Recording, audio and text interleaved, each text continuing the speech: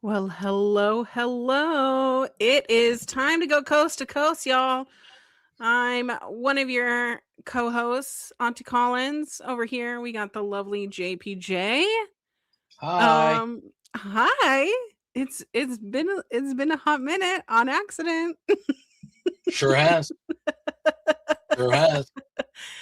Those um, things happen. It's a great episode though. We were flying that night when we were I recording. know. I can't wait to try to record it or re-record it or something. I don't know. Yeah.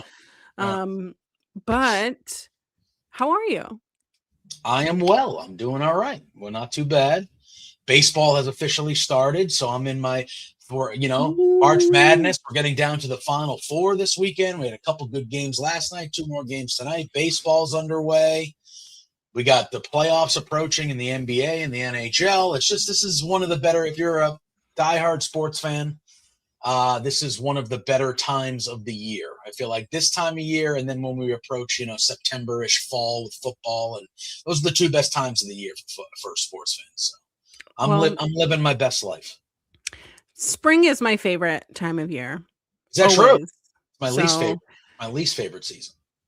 I be so I'm like a I'm like a I like to emerge from the sad and darkness. Got it. So I like See, when the weather gets a yeah, little bit warmer, that's sun fair. comes out. And I know plenty of people that way. I don't know if it's because I'm in the Northeast, but the winter's my second favorite season. I like the winter. I like No. I like the cold. I like the snow. I like when it's dark. I think it makes you tough. I think you have to have a certain kind of grit in you to make it through those seasons. Um, yeah, Okay. Well, I said grit no. because I know Adam Copeland's your favorite, so that's why I said grit. N- no. Not a lot of No. people can survive a Northeast winter. You got to have a certain amount of stuff in you to get through that. So, So you know, the first year that I lived with my brother after college, yeah, it snowed like 2.5 feet one day and then another foot and a half the next day. yeah, And when you live in New York City, oh yeah. Well, that's if you live in a big city like that, that's trash. you're still expected Yeah, to go to work. yeah. Oh, of course. Let alone if you work in retail in a big Yeah. city. We had a 2.5 foot snowstorm like a month and a half ago, and it was basically my job was basically like we expect you to open. Yeah. And That's how I was like, oh, do you? And I was like, well, I'm telling you right now, I'm not. So, and they're like, uh well, you're the manager, and I'm like, yeah. And I think it sets a bad example to my team if I drive through 2 feet of snow to go serve coffee for fucking two people. exactly. So, Lots of what? walking in the snow, Yeah, which does build yeah. character, a character I don't want to be built. But if you would like your questions read on air, send in your super chats. Yeah, If you send in a humper chat, I don't have the login, yeah. so Here's my thing. someone will eventually read it. One thing about the seasons, I think we can all agree, is that fall is unequivocally the best season of them all. Absolutely. And if you don't think otherwise, I respect. I don't respect your opinion. You're allowed to have an opinion, but it's a wrong opinion. How many songs Fall, are written fall about is Boston in the fall? quite a few.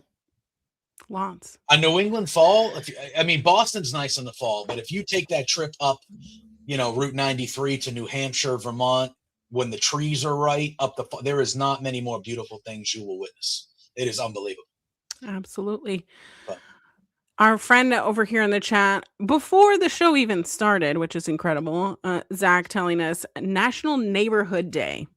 fuck neighbor. National No, what? I mean, I thought you would like that. I thought you would like that because of your bros upstairs. Oh, you would like that. Honestly, okay, you guys want an update about the upstairs neighbors? Are they out? Did they get ousted? Da-da-da-da-da-da-da-da. They Is it empty now? got eviction letters.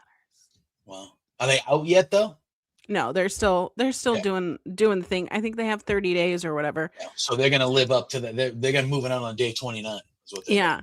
So let me tell you, okay, if you're new to the chat, hi, hello. I live in the Seattle metro area. obviously the show is called Coast to Coast, so we go coast to coast, Route 90 here from Seattle to Boston. Can I tell you, living in the Seattle metro area, even living near one of the UW satellite campuses here, Mm. I had the same neighbor, right? For Mm-hmm. 5 years that lived above us. They were pretty quiet. And now that was like what, September? September 2025? Mm-hmm. These young guys moved in. And somehow there's a baby that lives there sometimes, so maybe one of them has, like, custody of a Yeah, child, custody, yeah. but they have parties literally during the week and all weekend long. To be And young. it reverberates the wall. You can see I tried to set up my Funkos again. My Funkos fell off the wall the other night. And it's just we have specific quiet hours. There's lots of families that live in this building because the way that this building is set up, it's family oriented. A lot of multi-generational families live in this building too. Mm-hmm. So I know I'm not the only one being impacted here. Mm-hmm.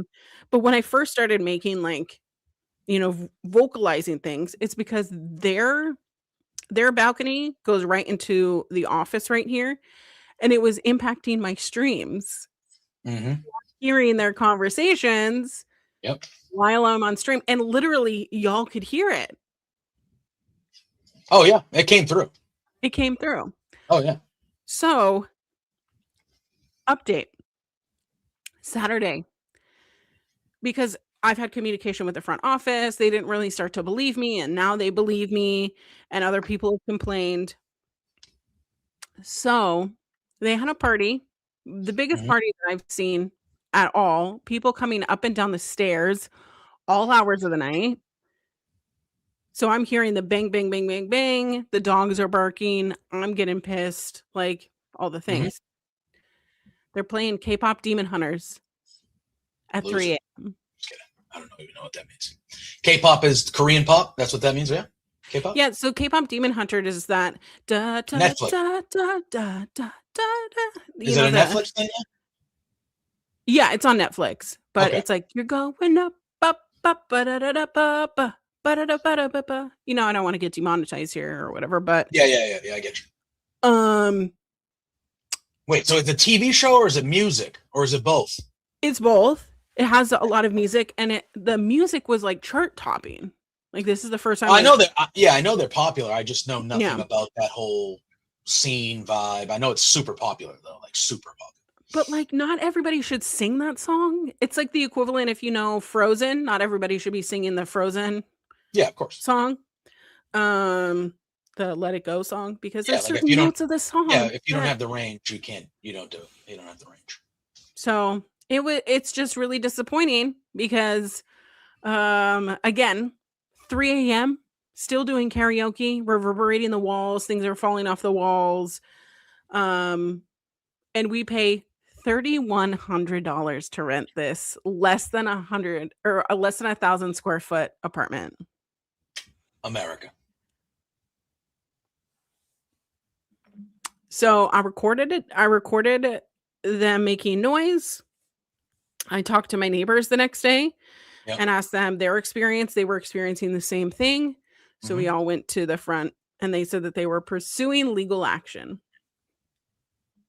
And it's not that I don't want people to be having fun. It's not that I don't want people to be having parties. I love people having parties. But I just think if there's quiet hours and you know that you live in a building with children and like families, Yeah. I don't know. It just kind of sucks because I mean, I'm not a quiet person all the time. We watch wrestling, we're screaming, crying, I got dogs.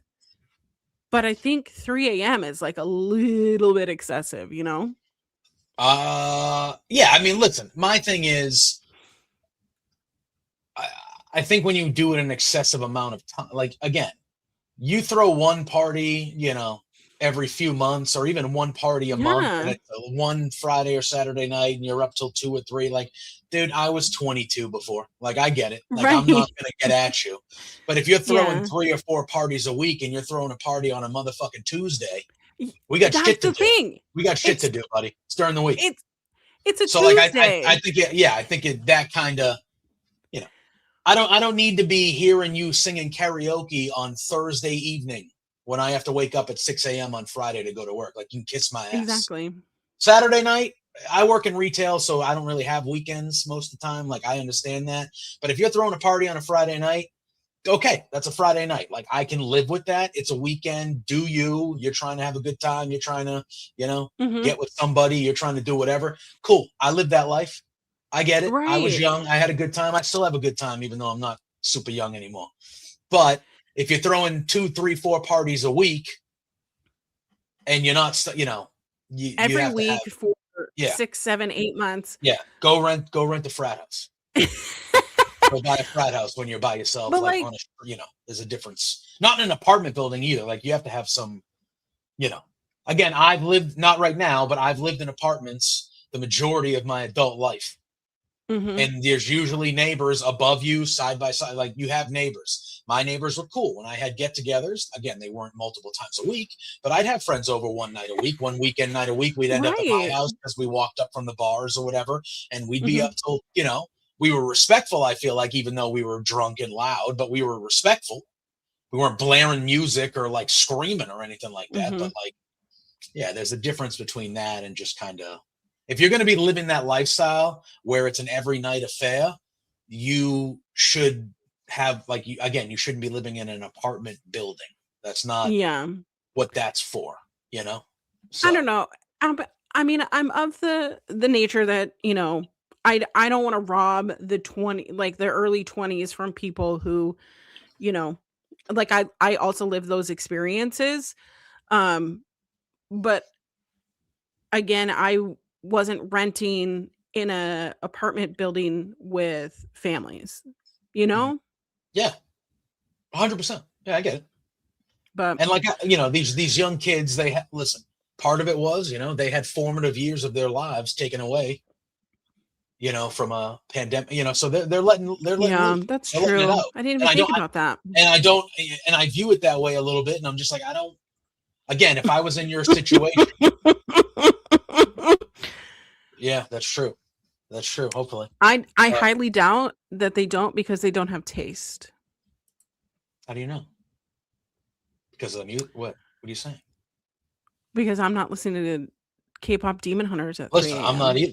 I'm not either. I have better things to do.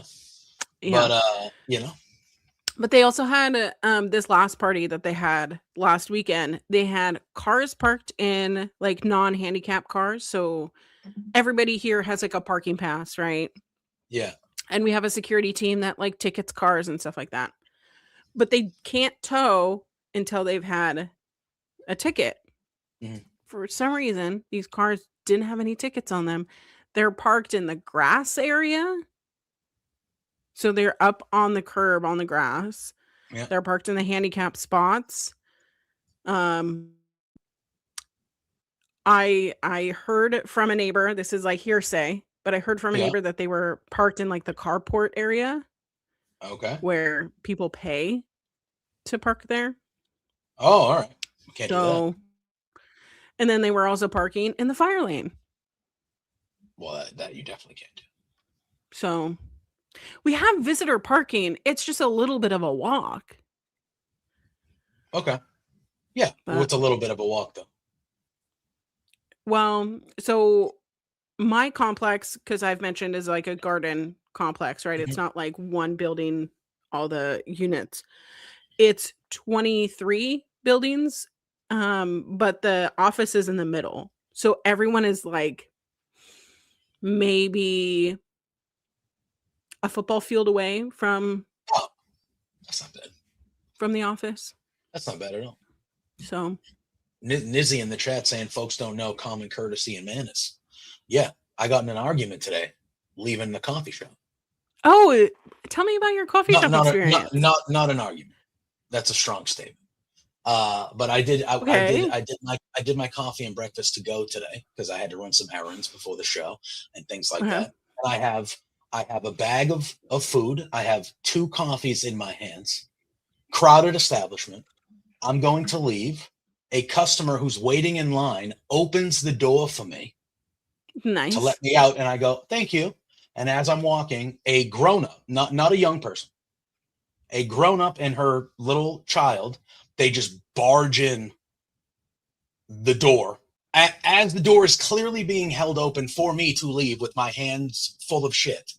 What the They heck? just barge in to the point where like I had to go like this and like go sideways to let them in.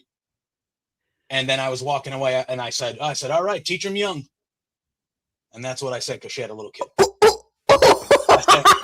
I said, teach You them young. said teach them young? Yeah. And then she Oh. said, yeah, I don't care. And then she said, what? I go, yeah, usually when the door's being held open for someone to leave, you let them leave before you go in. I go, it's called manners. And then I just walked to my car and I drove off. Oh my God. Sorry. If I would have spilled one of those coffees, it would have been worse. It would have been worse. But listen, don't fuck with me. That's called a Massachusetts disagreement right there. Listen, I'm a very quiet, for the most part, I'm a very quiet guy. I mutter things under my breath when I see people who don't know how to live in a society, which is the majority of people. They have no fucking idea how things work around here. I don't know how they were raised or when they were raised, but it's not my business how people are raised. It's uncanny to me how many people just don't give a shit about other people. Yeah. It's unbelievable. It is. And it's just, yeah. So again, okay. I usually don't say anything. I usually will mutter something under my breath or say something to my lady and be like, you see this fucking guy? You see this fucking shit? Like, I'll do that. And she's like, stop it. I'm like, you see this motherfucker? But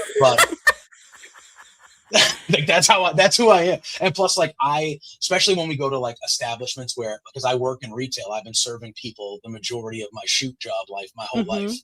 So when I walked as a patron to these establishments and I see people not acting like you should be acting out in public or in society,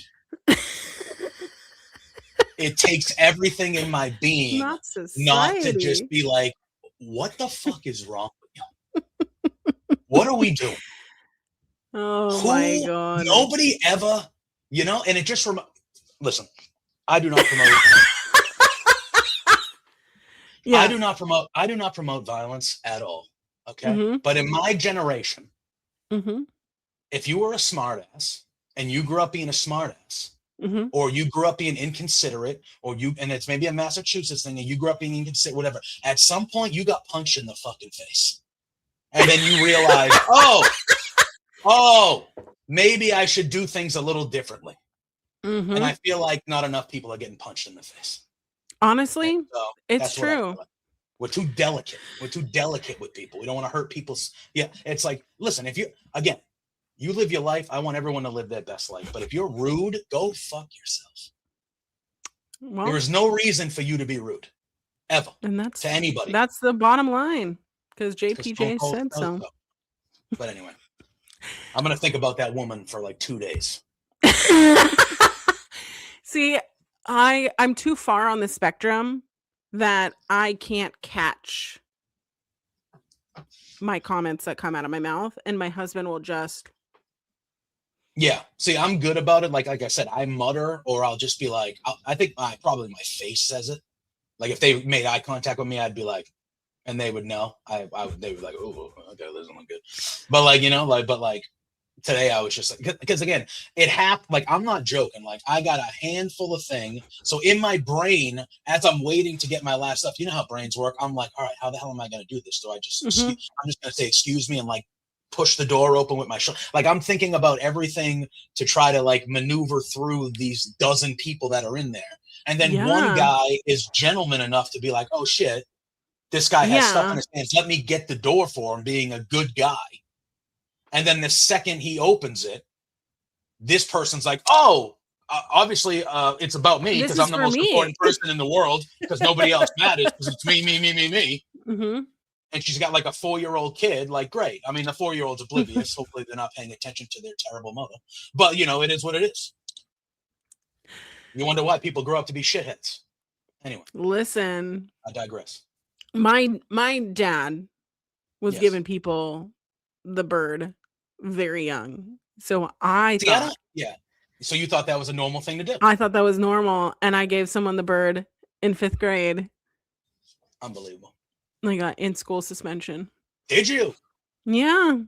Wow. Mm-hmm. Wow. I only got in-school suspension once in my life. But it happened to me a lot. A lot? What's a lot? Like more than 10 times? Probably, yeah, like 10 times a year. A year? Mm-hmm. And you didn't get expelled or anything? Like, well, I got expelled in 5th grade. Oh, wow. 5th grade? What are you, like 10? How the hell do you get expelled when you're 10? Because I punched a girl in the face. Well, did she deserve it? Well, she told me to go to hell, so what am I supposed to do? We were playing tetherball. She hit me in the face. Okay. Wait, she hit you in the face with the ball? Yeah. She... On purpose or in game? On purpose. And she said, go to hell.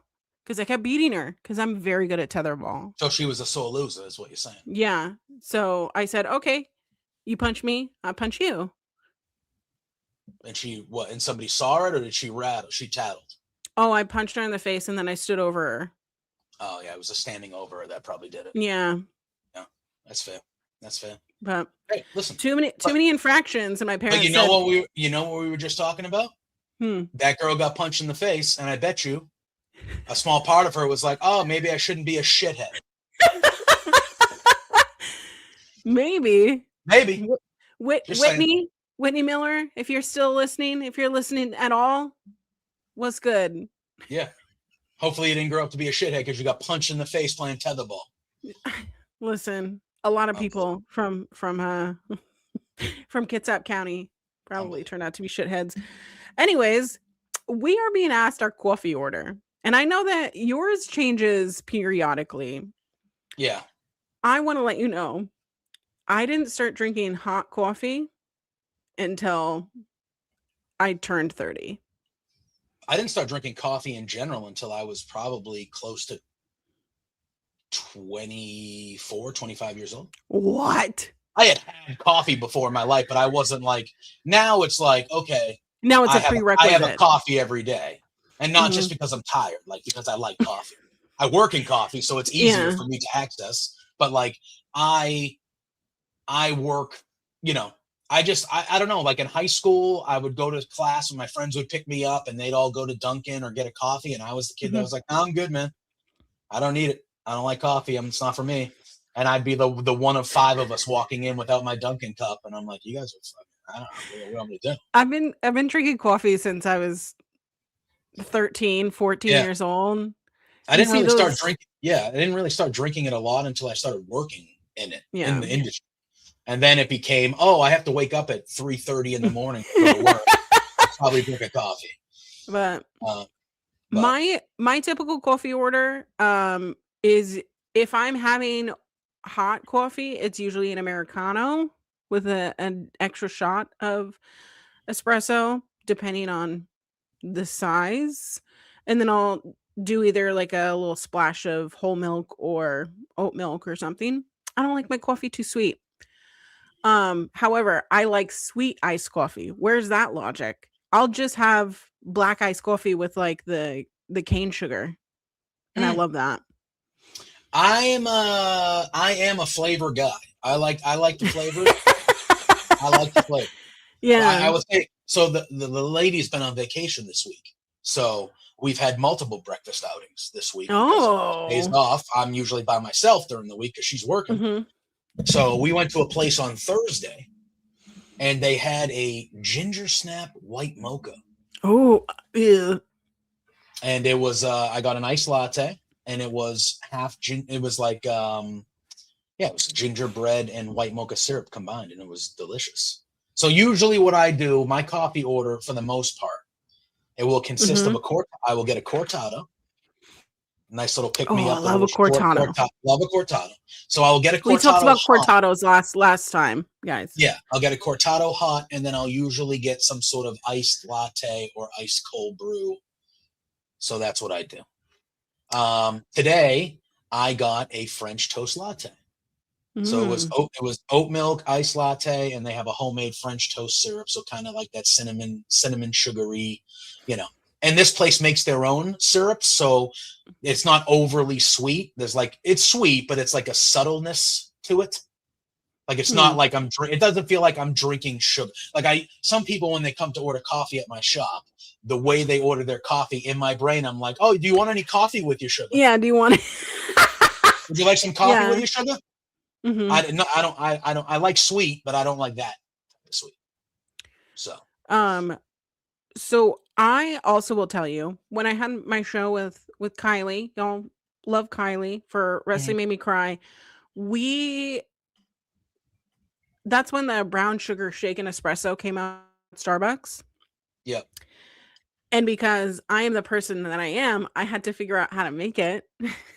Yeah. Because I'm not paying $7 for a fucking drink. So I figured out how to make it. It's basically what you think it is. Espresso, brown sugar, melted together, a little bit of, you shake it together, you pour it over ice, then you put cream on top, a little bit. So then it's swirling and it looks pretty. Okay. But the key is you have to get the brown sugar to melt with the espresso shots while it's hot. Yes. Even in ice drinks, too, like in all forms. Like that's where people mess up. Exactly. That's where Starbucks, I think, fails a lot of people, is because these motherfuckers are not. They're putting it straight into the plastic cup. No, you gotta swirl that bitch. So I do like a brown sugar taste.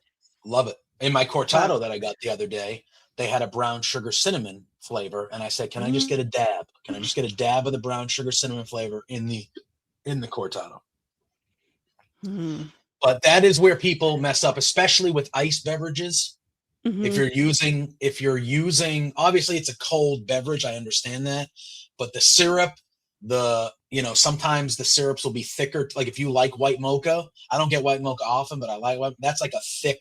That's not just a syrup. That's like a sauce. It's like a sauce. Caramel sometimes is a sauce. Even if you're using the thick stuff like that, you need to shake the espresso or grab a small whisk and whisk. That needs to be mixed in so it just looks like coffee. And then you do your ice, then you do your milk, and that's how you get. Because nobody wants to get, especially, and again, I'm one of those psychos that I drink iced year round. -2 out, I got fucking 30 out. I don't give a shit.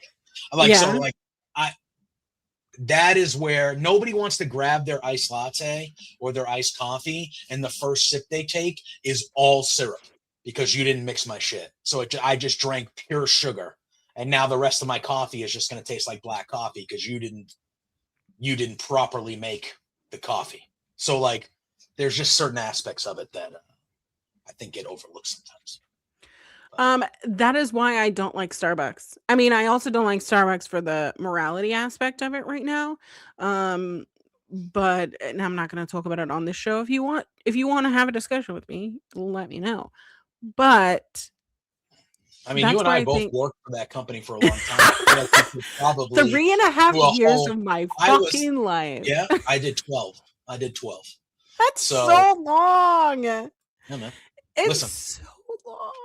Yeah, it was a long time. But like the last 4 or 5 of them, I was a store manager, and like it was annoying. I would say the job was annoying. You would have been such a great store manager. I was. Oh my god. And the job was annoying because you just gotta managing people. Look, I can manage a coffee shop all day, and I can manage people all day, but the job's not hard because I'm managing a coffee shop. The job's hard because I'm managing people. And people, I don't know if you got the gist, nowadays kind of suck. So, yeah. Anyway. Honestly, I get it.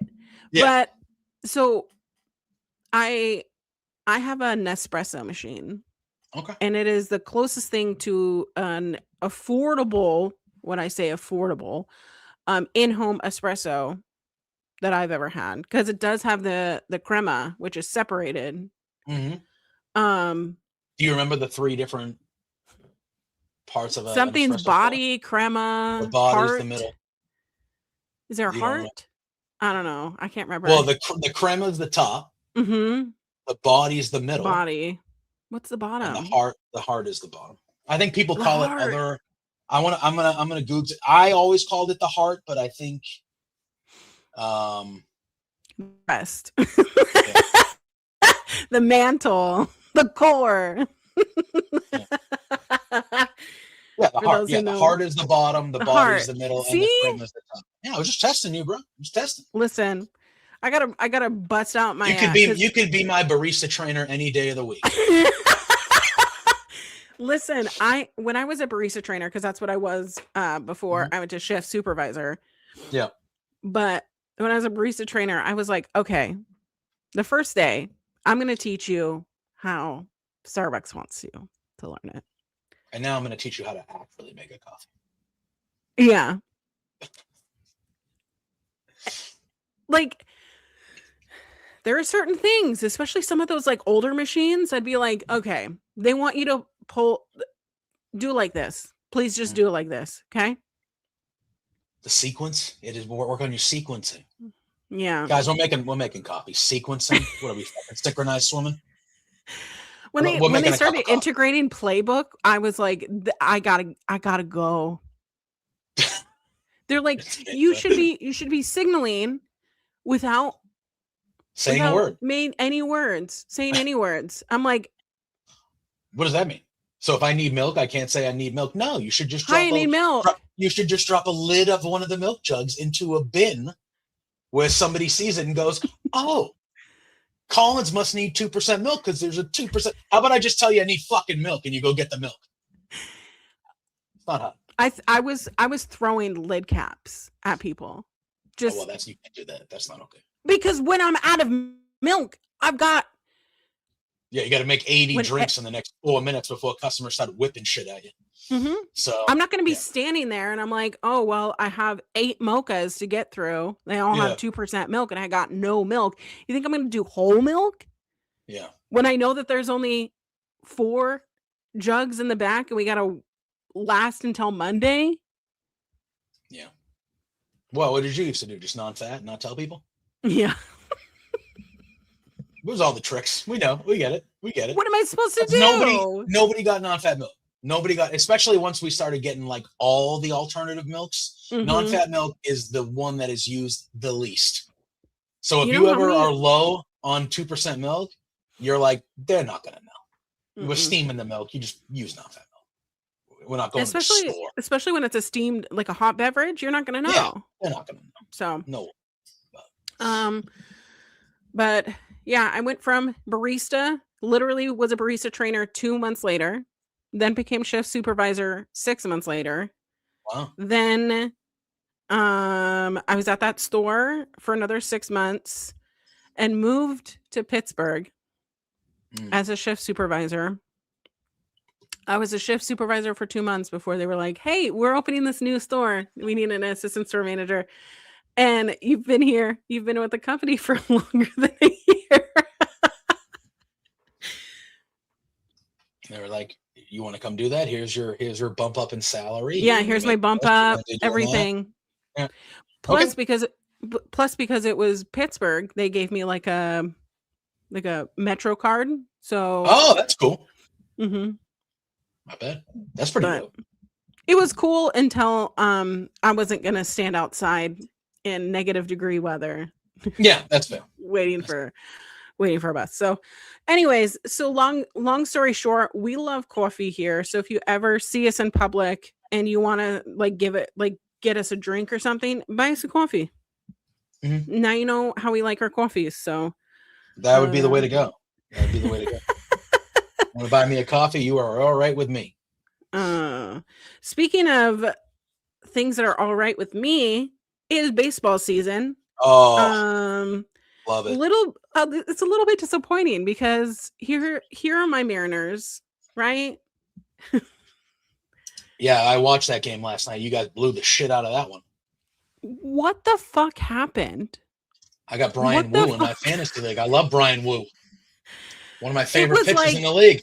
Cost him a win, your bullpen. Trash. Yeah, it's trash. Trash. I mean, we lost our opening day game. we came back and we won Friday. Yesterday, I turned on the game and I turned it off because hello. Mm-hmm. Anyways, I'm a little bit annoyed. How are your Red Sox doing? Well, we won opening day, which was nice. Garrett Crochet was a stud. Roman Anthony was awesome. We won 3-0, easy peasy. And then yesterday, all right, I'm going to try to stay cool here.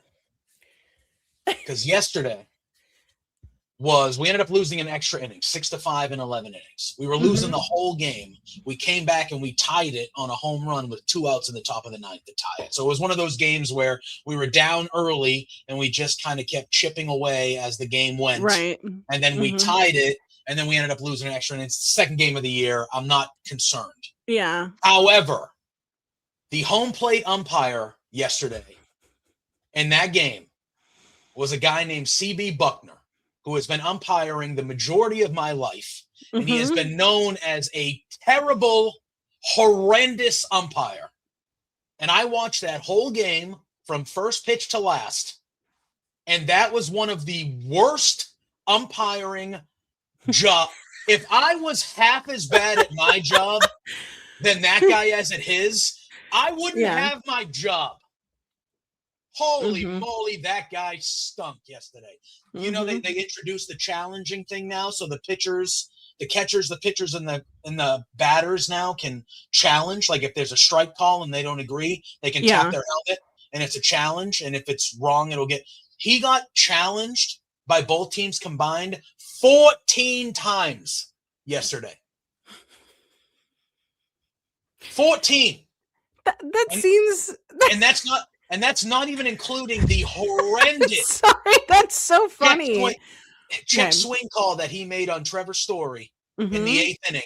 Horrendous, where he didn't even appear. I'm not joking. I never think you are joking. The footage is like how does Major League Baseball have that footage and watch that game and go, yeah, this guy should still have a job? Like, I don't understand how that's possible.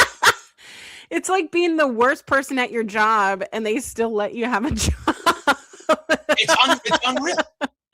You know, it's crazy. It's unbelievable. It was so bad. It's not the only reason we lost. It's not the only reason. I'm not just blaming him, but that was so bad of a performance from an umpire. I couldn't believe it.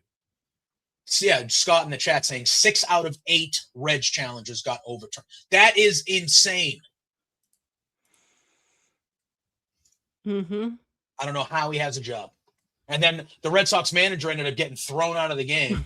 It was so bad. Oh, my God. It was unbelievable. And then we came back and tied it anyway. And it was like, oh, all right, cool. This is all right. We got a team that we fighting back. Like, this is cool. We ended up losing. Like, again, I don't care. It's game 2. I don't give a shit. We were bad the first 2 months of the season last year and made the play. Like, it's baseball. Who cares? Like, it's baseball. It's literally the first part of the season. Yeah, if you're 1-1 or even 0-2 after 2 games, you got plenty of time, dude. You got plenty of time to be okay. Yeah. Like, I'm not upset that we're 1-1, but like, it was like I was watching that game the whole time, and I'm like, this is pitiful. Like, and the commentators, the crowd, everybody's like, are you kidding me? Can we remove this guy during the game? How bad is this guy? That's it's not a so watchable. Funny. If you are a casual baseball fan, or you're a young person that was watching a baseball game yesterday and you chose that Red Sox Reds game, that was as unwatchable a game, even though it was exciting at times. That was as unwatchable a game as you could see, and it was strictly because of that home plate umpire being so damn bad. Unreal. And then both teams are out of their challenges. The Red Sox were done their challenges in like the 3rd inning. That's how bad this shithead was. And then the Reds, and then it got to the end of the game, and he's just calling strikes, and nobody can challenge because he's so bad. And every strike call, they're like looking at him, or they're looking at the bench. Like, can I swing my bat at his head? Can I just hit him with my bat? Like, this guy, am I allowed to whip my bat at him? Like, you could see everyone going like, is this fucking real? Is this real? It was unbelievable. But anyway, the Red Sox are going to be good. The Red Sox. Yeah, lots of things. Hey, our friend over here from Love Wrestling in the chat, Angel Hernandez.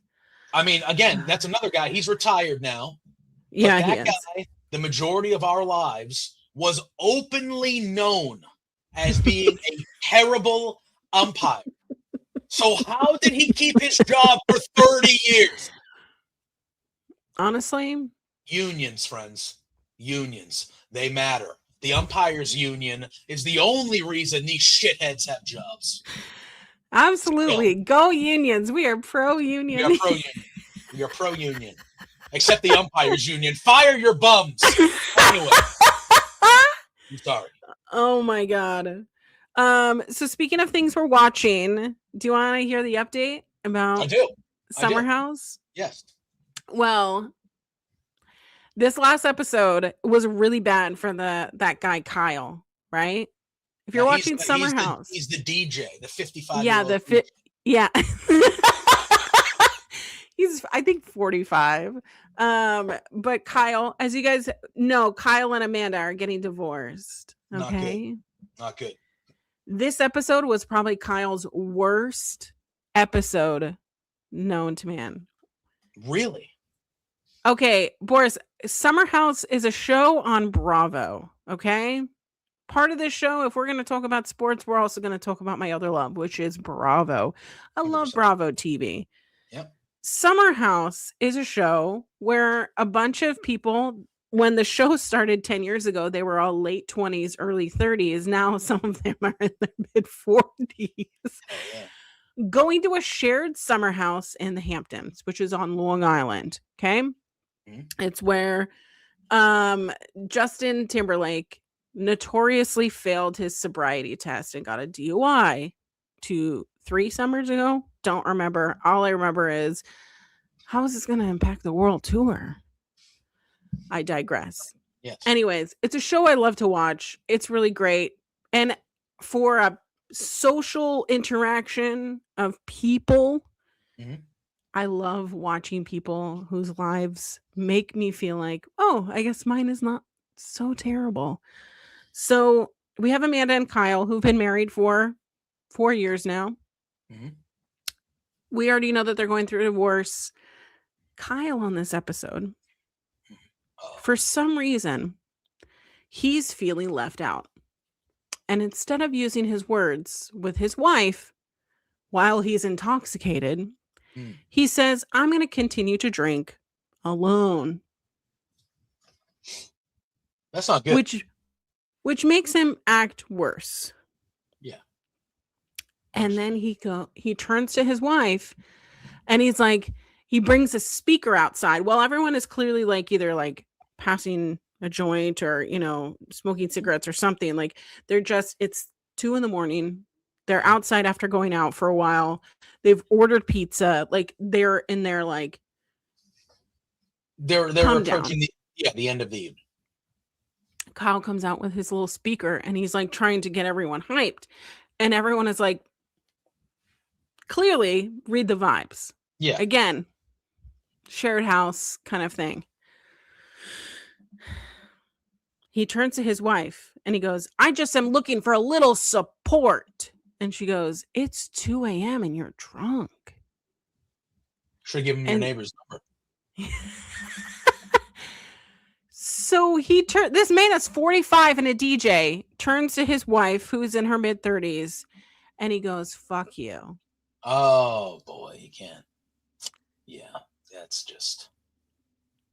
And then he continues to berate her off camera as he goes into the house. So everyone is like consoling her because it's like, mm-hmm. Your husband just blatantly looked at you and said, fuck you. Yeah. To your face. Yeah. So she's like, I'm just going to give him some time. I'm going to let him let his zoomies out, whatever he needs to do. Mm-hmm. So she gets ready for bed. Everybody's taking off their makeup, you know, going into comfy clothes. Yep.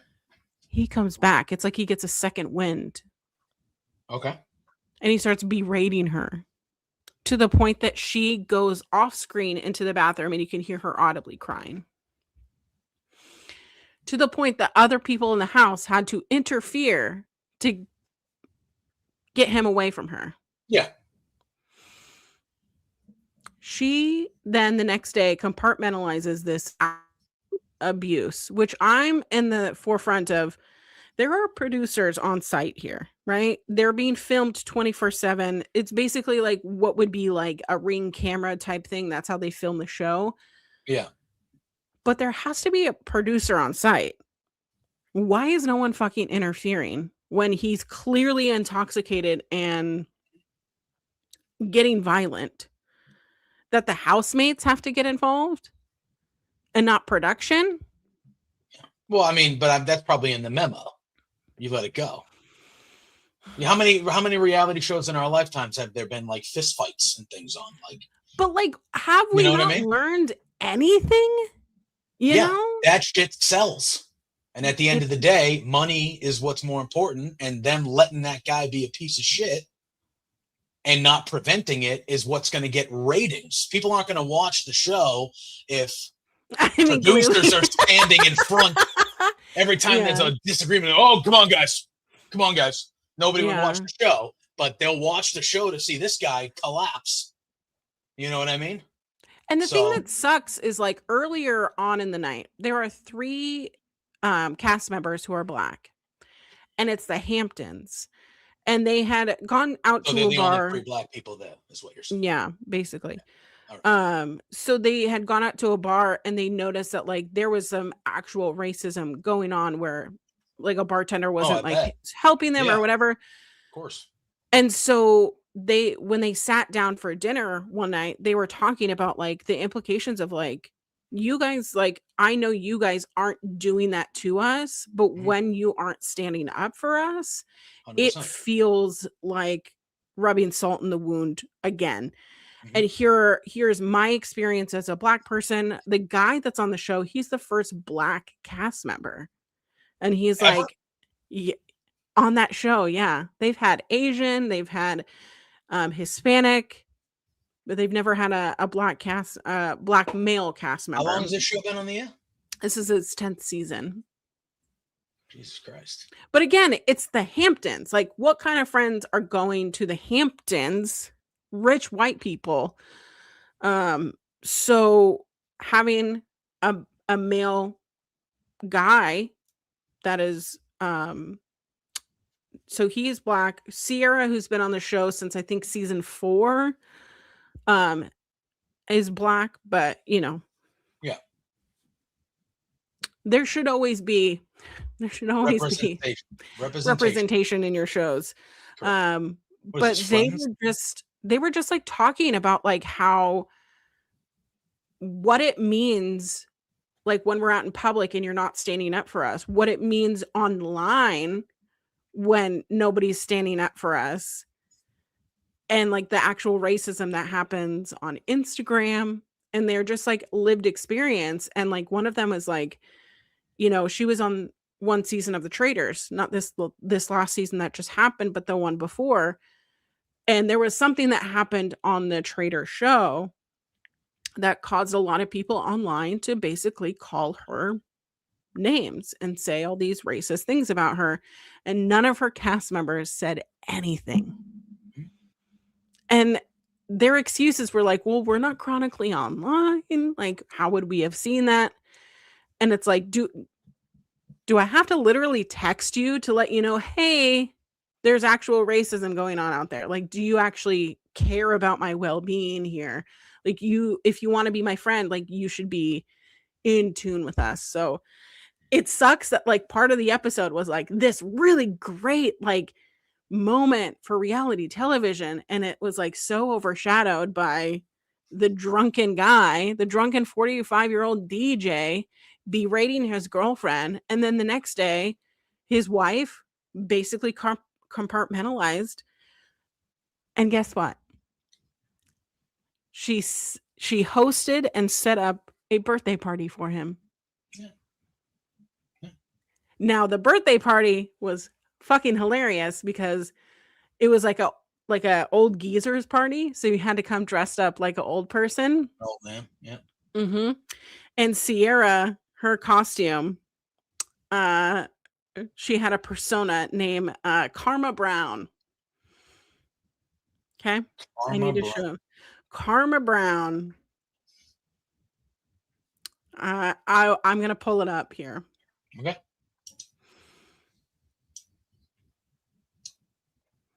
Hey. So Does she look like an old person? she uses prosthetic makeup and prosthetic titties. Fair enough. Fair enough. I respect it. I respect it. Full on oxygen mask, like all the things.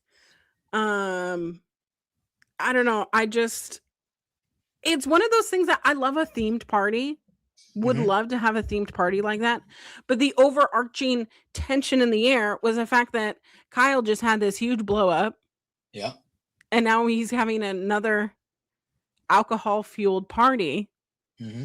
And his wife has compartmentalized. And that's where they ended the last episode. So great moments. Yeah, sure. But also terrible things. So sounds swell, to be honest with you. I'm not gonna lie. Yeah. I know. But that's my update. I know that y'all love it when I talk about things that you aren't watching. Yeah, I feel like that the DJ, he probably needs to talk to someone on a professional level. He should have done that years ago. So they talk about like some of his compounded stress. So this guy has I don't know if you've seen, I don't know, I can't remember if it's just like seltzer or if I think that they also have like tea, like so they're alcoholic seltzers and alcoholic teas called Lover Boy. Yeah, I've heard of them. Okay. So he owns that brand. But their sales have not been great. Okay. And one of their distributors pulled out. That's a pretty big distributor. So he's still on the hook personally for $2 million for a loan. So yeah, that would probably stress me out, I feel like. Yeah. But you know, that's when you talk to a professional. You go, "Hey, I have this debt. But I don't want to impact my wife. I've got anger problems. Maybe I shouldn't be drinking alcohol." Yes, but I do feel like, and again, I do feel like we've come a long way with the stigma, especially when it comes to men and the stigma. But I think this is where, depending on how you were raised and how, I think defeat is the wrong word, because I don't think it is defeat. That's the wrong word. But there's a certain level of like, what am I trying to say? I feel like he could view that as, if I go talk to somebody, I'm admitting that I have a problem, which he could view as like him being a failure, or him because back in the day, if you were a man and you showed emotion, you were a pussy, or you were this, or you were that, or oh, you're not man, And I think depending on how I don't know even this guy at all, obviously. But, I do feel like it is tough for some people in general, but I do think there is this stigma still a little bit when it comes to men, when it comes to like, hey, you should go talk to somebody. You just say how you feel about things or stuff like that. And I do feel like there are still a lot of men out there that view that as being weak, or absolutely admitting they're a failure, or admitting that they're not as strong as they should be, or all this stuff. And I think, you would hope that one day, if he probably sees I don't know if he watches back these shows, but I don't know how he could watch an episode and think, oh yeah, that was probably the right. I handled myself well. Right. You would hope, but yeah, that's a grander conversation for a different time. But it does sound like this gentleman needs to have some more support And not that he was asking for it in a drunken way like an asshole, but like I think he Honestly, if he needs needed to talk about it, he's got to talk about it. yes. But, Yes. So well, what a great segue into a lot of our topics today. yeah, all right. Greg Cherry over here sending us a cute little donation, little Thank you, super Greg. chat. Thank you, Greg. What's up, Yins? Hope you saw me on SmackDown. What a SmackDown episode. Sorry. This is the worst SmackDown episode. Like, I feel so bad, Greg. You went and saw the worst SmackDown in like Well, hey, no, 3 SmackDown's been pretty months, bad. 2 months, Yeah, I was 1 gonna say month. SmackDown's been pretty bad for a while. What the fuck was this episode? Listen, I only got one thing to say about this episode, and that is, let me just preface this. I am from Massachusetts, and I love Sami Zayn. Yeah. I love Trick Williams a lot. Hell yeah. If y'all just screwed my boy Carmelo Hayes out of a WrestleMania match, y'all can kiss my fucking ass. You can If he kiss is just gonna my be ass. in the Battle Royal, Andre the Nope. Giant, whatever, I'm gonna be so fucking mad. They have done such a great job, in my opinion, for all the shortcomings that SmackDown has, and there's a lot of them. Mhm. They have done such a great job of making that United States title matter with the open challenges. And it wasn't just Carmelo. It was Sammy. It was Carmelo. It was Ilya. It was all those guys. And Carmelo has been a great champion, and he became a legitimate babyface on that brand and in the company. And that guy is as good as it gets. Like, that guy should be a top of the, whenever they decide that they don't want, I mean, we'll talk about age in a little bit, I'm sure. But whenever they decide they actually want some youth in their main event picture, Carmelo Hayes needs to be in that discussion of being up towards the the upper mid card to upper card. Yeah. And I'm all for Trick Williams getting a U.S. title match at WrestleMania. I'm all for Trick Williams winning the U.S. title at WrestleMania. But you know the history that Trick Williams has with Carmelo Hayes in NXT. You couldn't tell that story. Why? And again, I am the furthest thing from anti-Sami Zayn. I love Sami Zayn. Yeah. But why can't you just tell the story of the history of Trick Williams and Carmelo Hayes and make that the WrestleMania match? Because there's enough story there with those two that you could sell a bunch of people tickets to that match. Absolutely. And if it becomes a multi-man, you throw Ilya in there, and it's Carmelo, fine. But if Carmelo Hayes ends up being the odd man out here, that is not going to be okay with me. That is not going to be okay with me. And that better not be what happened last night. Because I did really not see the need for Sami Zayn to win that title back last night. I did not see the need for that to happen at all. And that irked me big time. What is your opinion about spoilers? If you don't want to know what's happening and you see a link that says spoilers, don't click the link.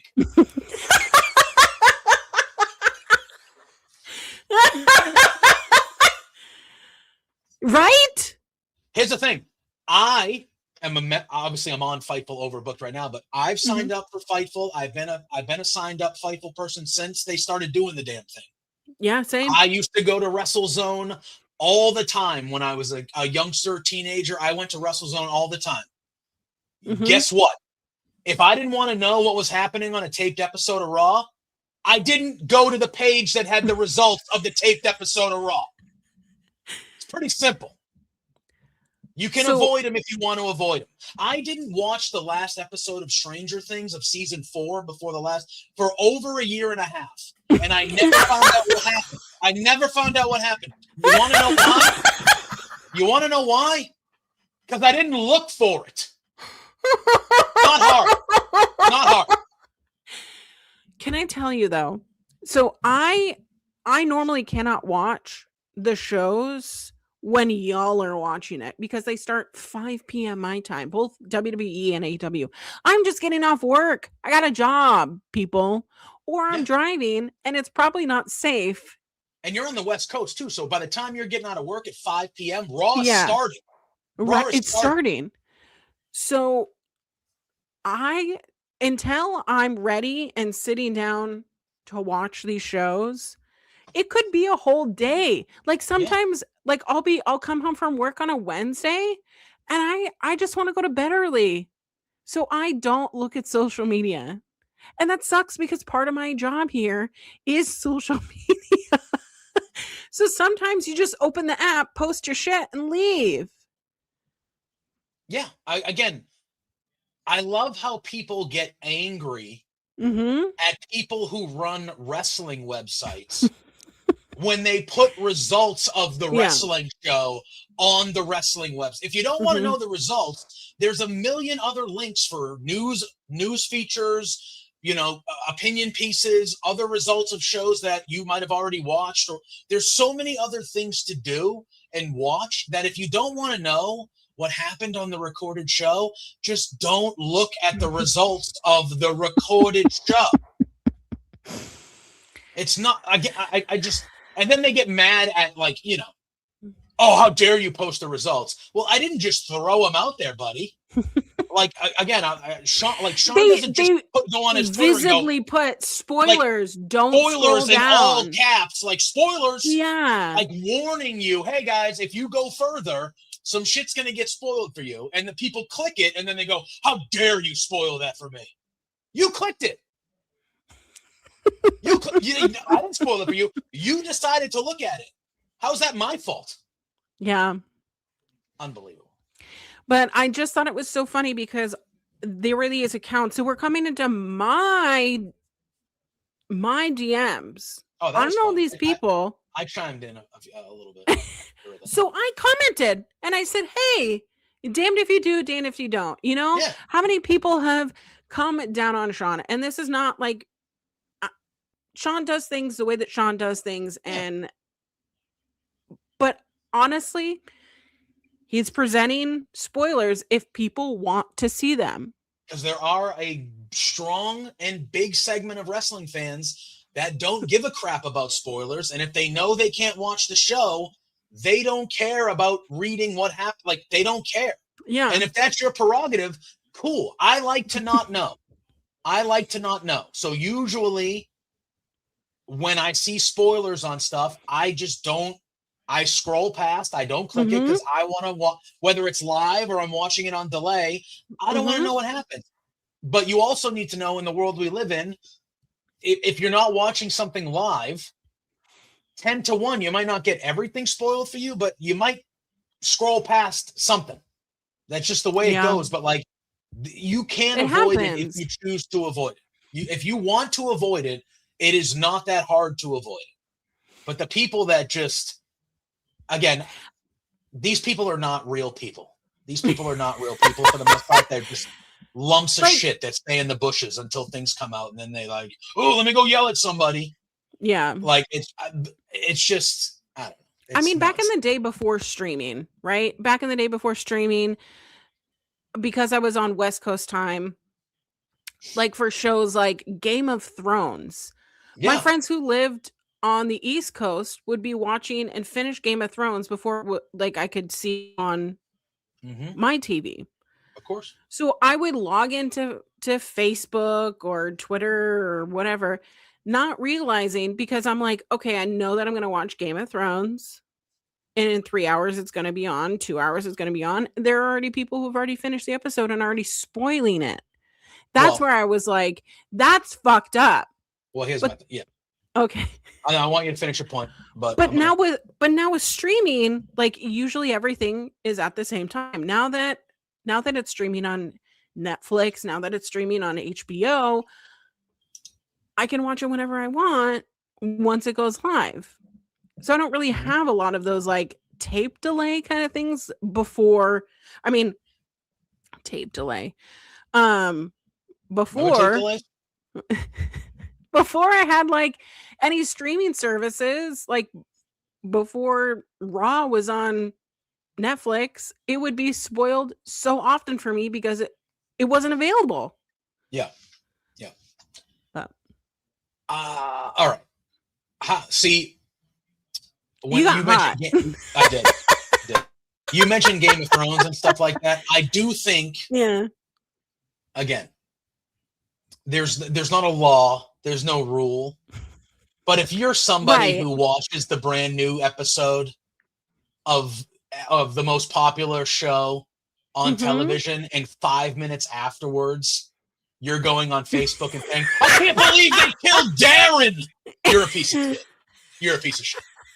You're a piece of shit. It's like the people who would go to the midnight showing of a movie. Yes. Yeah. That's on you. You have to have some decorum. You know, not everybody's watching it. That you talk to you need to be better too. You need to be better too. Mm-hmm. So like anytime I went to like a midnight showing of a movie, especially like the Harry Potter movies, like that's when me and my friends. I would do it every time. Yeah. Midnight on a Thursday. And I wasn't, again, social media wasn't, I wasn't running out of the theater going, oh, they killed Dumbledore. First of all, those books were out for like 20 years. You're like, you should know. But anyway, but you know what I'm saying?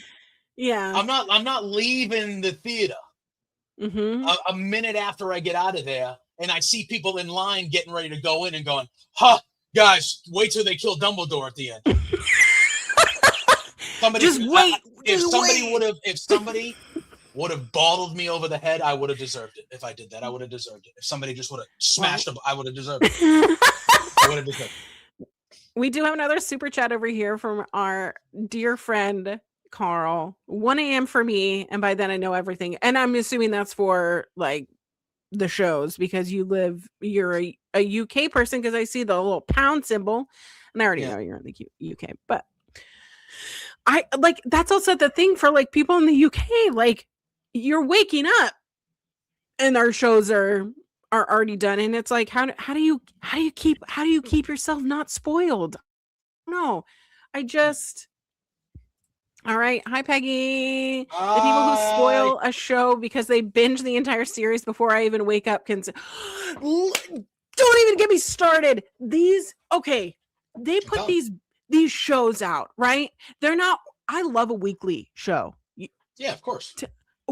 During Heated Rivalry, I was eating up like every week, like seeing the fandom grow and grow and grow for a new show, and like that anticipation of waiting 6 days for a show, and that was only 6 episodes for their first season, and I was like, this is crack to me, right? I love that shit. Some of these shows like Bridgerton ruined it for me. Batches of episodes at a time. They just do batches of episodes where they do the entire fucking series, and then I wake up and I'm like, do you guys sleep? Because some of us sleep, right? Look at this kid sleeping. And have to go to like work. A job. I'm not going to be able to watch that episode until tomorrow when I get home from work. But you, again, whatever. But like you watched all 8 in 8 straight hours, and then you need to blab to the world everything. And it's like, hey, I'm glad you had the time. Listen, I'm glad you got to enjoy that experience. I'm glad you got to watch it the way you watched it. Live your best life. But don't spread the word of the gospel to everybody when we haven't read opened the book yet, girl. But there's a difference between like, I'm going to go online and use your Dumbledore example. I'm going to go online and make my first tweet, Dumbledore dies. Okay. But then there's another thing of, because it wasn't on Twitter, it wasn't on Facebook, it was just Fightful Select, who uses Patreon, said, spoilers, do not scroll ahead if you don't want to be spoiled. In the email, it comes, spoilers, do not scroll ahead if you don't click. And it gives you ample warning ahead of time. Hey, this contains spoilers. It didn't say like, what do you think you were going to get? Pictures of spoiled milk? What do you think you were going to get? Oh, I got to see some moldy bread or something. Yeah, like what did you think? What did you think you were going to get when they warn you at least once, maybe twice before you scroll down. You click it warns you in the link. Dumbledore. First of all, it's Dumbledore. I said the M. Don't make fun of my accent. Dumbledore. I'll find you, bro. Ron Weasley. I'm amped up from that woman at the coffee. I'm amped up. All right? I feel very passionate about like spoilers. Don't get me wrong, but I think if there's enough warning, you can't complain. No, there's a buffer to it. Like, again, if I haven't watched a TV show that ended 6 months ago, that's on me. That's on me. Yeah. But if the episode aired less than 24 hours ago, and you're blabbing a big thing, that's on you. No, that's not. Again, there's no law against it. There's no rule against it. But I need you to know, not cool. Not cool. Not cool. I like how on Threads, right? You can type and it's like a little sparkly. I wish I could. Yes, I did. I could do that. And then if you want to see it, you have to click the sparkles. Exactly. I wish that was on everything. But I'm also not someone who's like, oh, I'm spoiled, I'm not gonna watch the show. Me neither. I would still watch the show even if it was spoiled. But if I didn't get to enjoy that moment to the fullest because somebody blabbed like immediately after it happened, again, months down the line, that's a me thing. That's an on me thing. But like, if it's within a day or two, yeah, and I get something major spoiled, and then I'm living through that episode and living through that moment, and I still will probably have the emotions that I would watching it, but I already knew it was coming, that takes away the viewing experience for me. And it took away the viewing experience for me because you needed to blab your stupid mouth. Yeah, me personally. I don't know. Call your friends who you know saw it and have a conversation with them for 10 minutes about it. That's what I used to do. Like when I knew my other friends were watching something and something crazy happened, I didn't just blurt it out to the masses where 90% of the people, newsflash, sorry guys, they don't give a shit what you're saying. Literally. 90% of Earth does not give one shit what you have to say. Yeah, that's true. That's true. But I would call my friends that I knew watched it and be like, oh my God. And then we would have a comment or we'd text about it for an hour. And then I'd go to bed and I would be like, okay, I talked about it with somebody. I feel good. All right. I talked about how I'm feeling. Let's go to bed or whatever. True.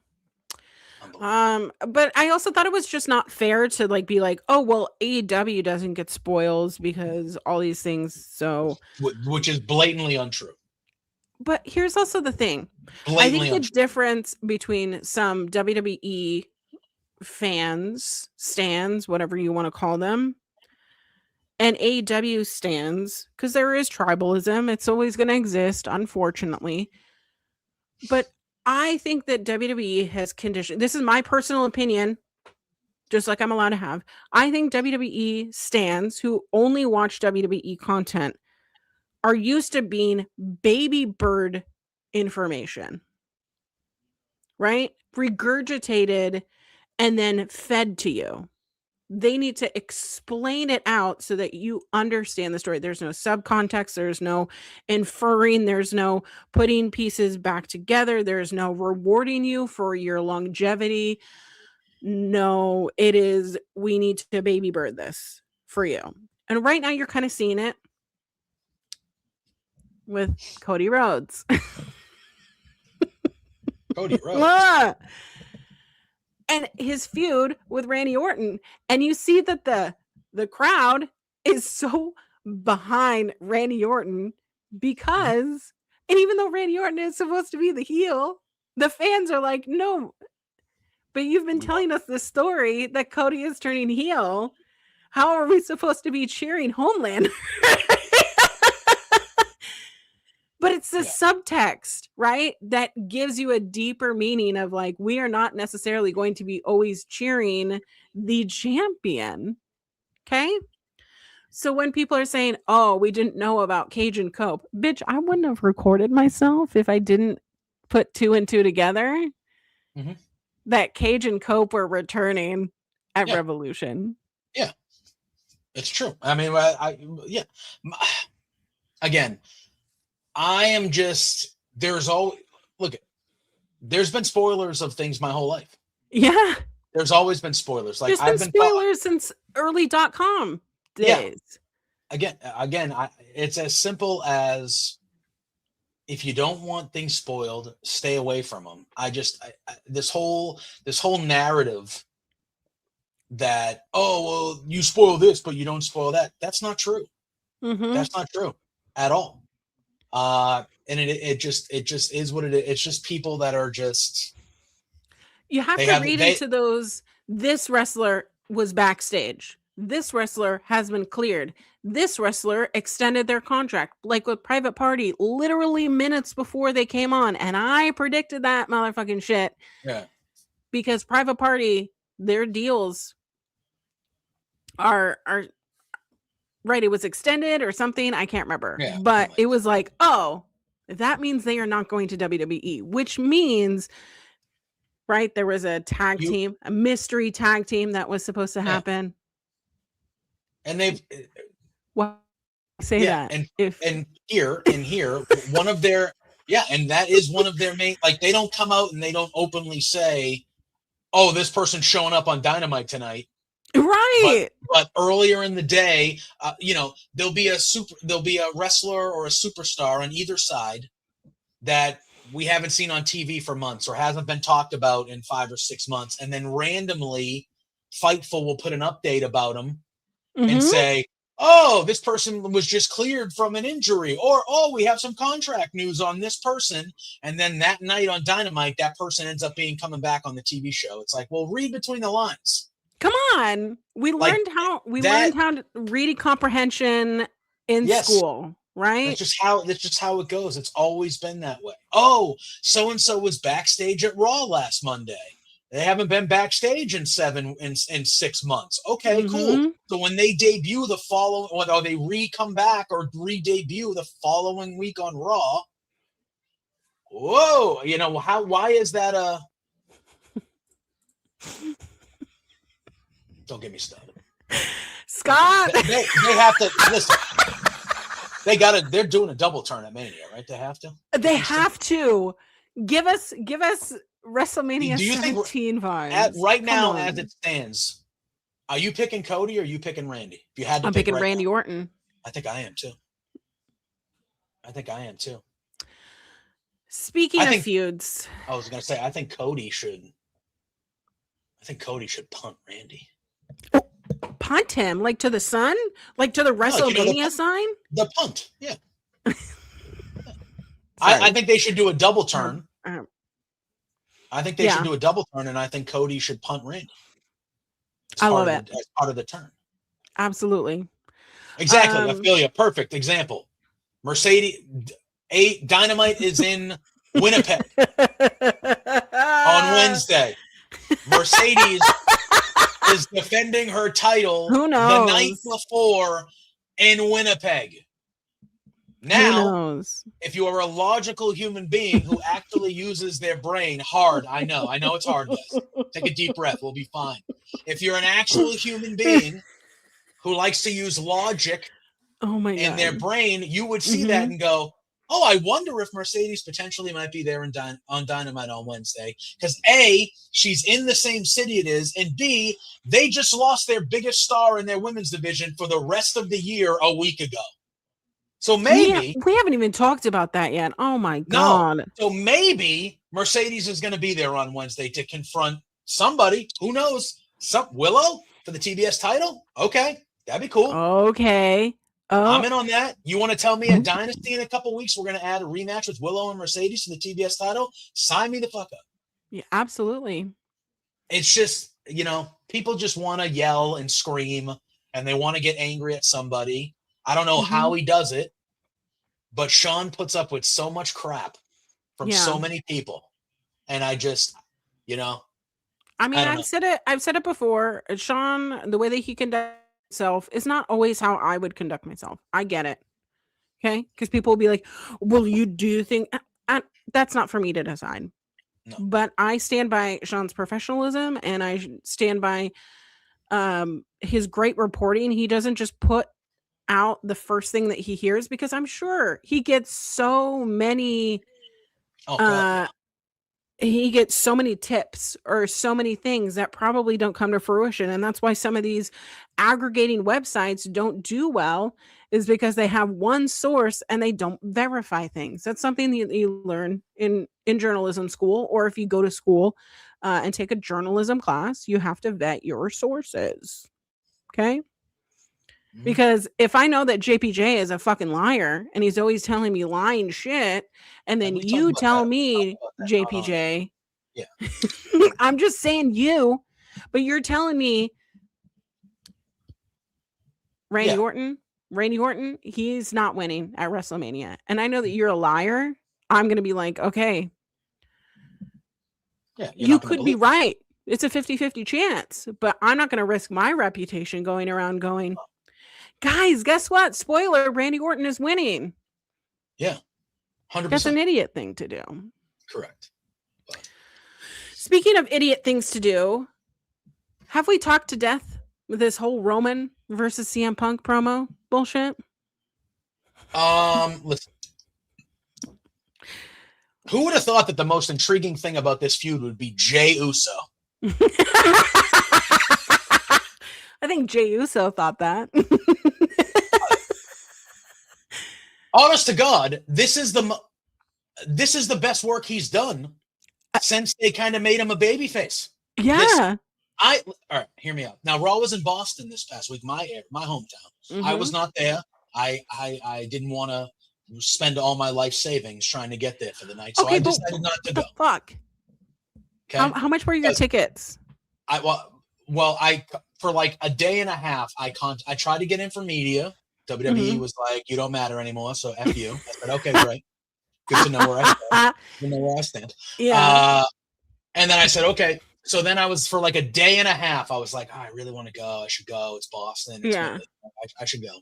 And the afternoon of, I looked at tickets. It was probably like 4 or 5 hours before the show. And a balcony seat, which in the Garden, there's not really a terrible seat, but if you're up high, you're up high. And they were still about $275 for a ticket. For a TV episode of Raw. Like, I'm glad that Seattle wasn't any different, because that was literally me that day of like, should I just take off the day, like the work day? I thought about going. I didn't have to be at work early on Tuesday, so I was like, yeah, why not? Let's go. And then I looked and I was like, I'm sorry, like, I love wrestling. If this was 5 years ago, I would have said F it and bought the ticket. Yeah.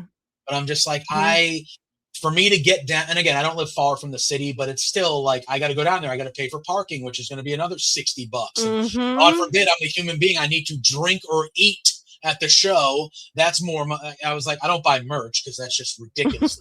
But like, it was just one of those things to me where I'm like, I don't know what I'm really supposed to do. Yeah. With this. Yeah, man, it was bad. It was bad. So I decided not to go. I will say this. Roman snap. Okay. So, okay. I'm in on this match. I want for the record. Exactly. I am for the record. I am in on the Punk Roman match. Like I'm in. Okay. I thought the first 2 or 3 weeks, I thought the first promo that Roman cut, the first one, was excellent.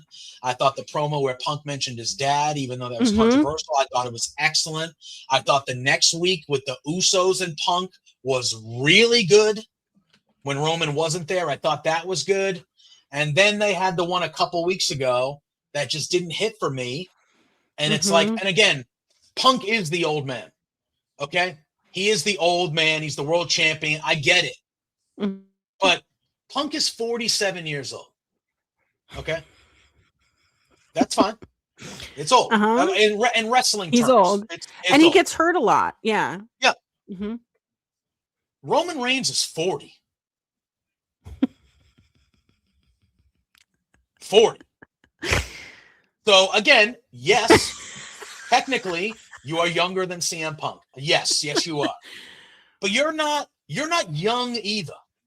You're not 27. All right? Like, you're not.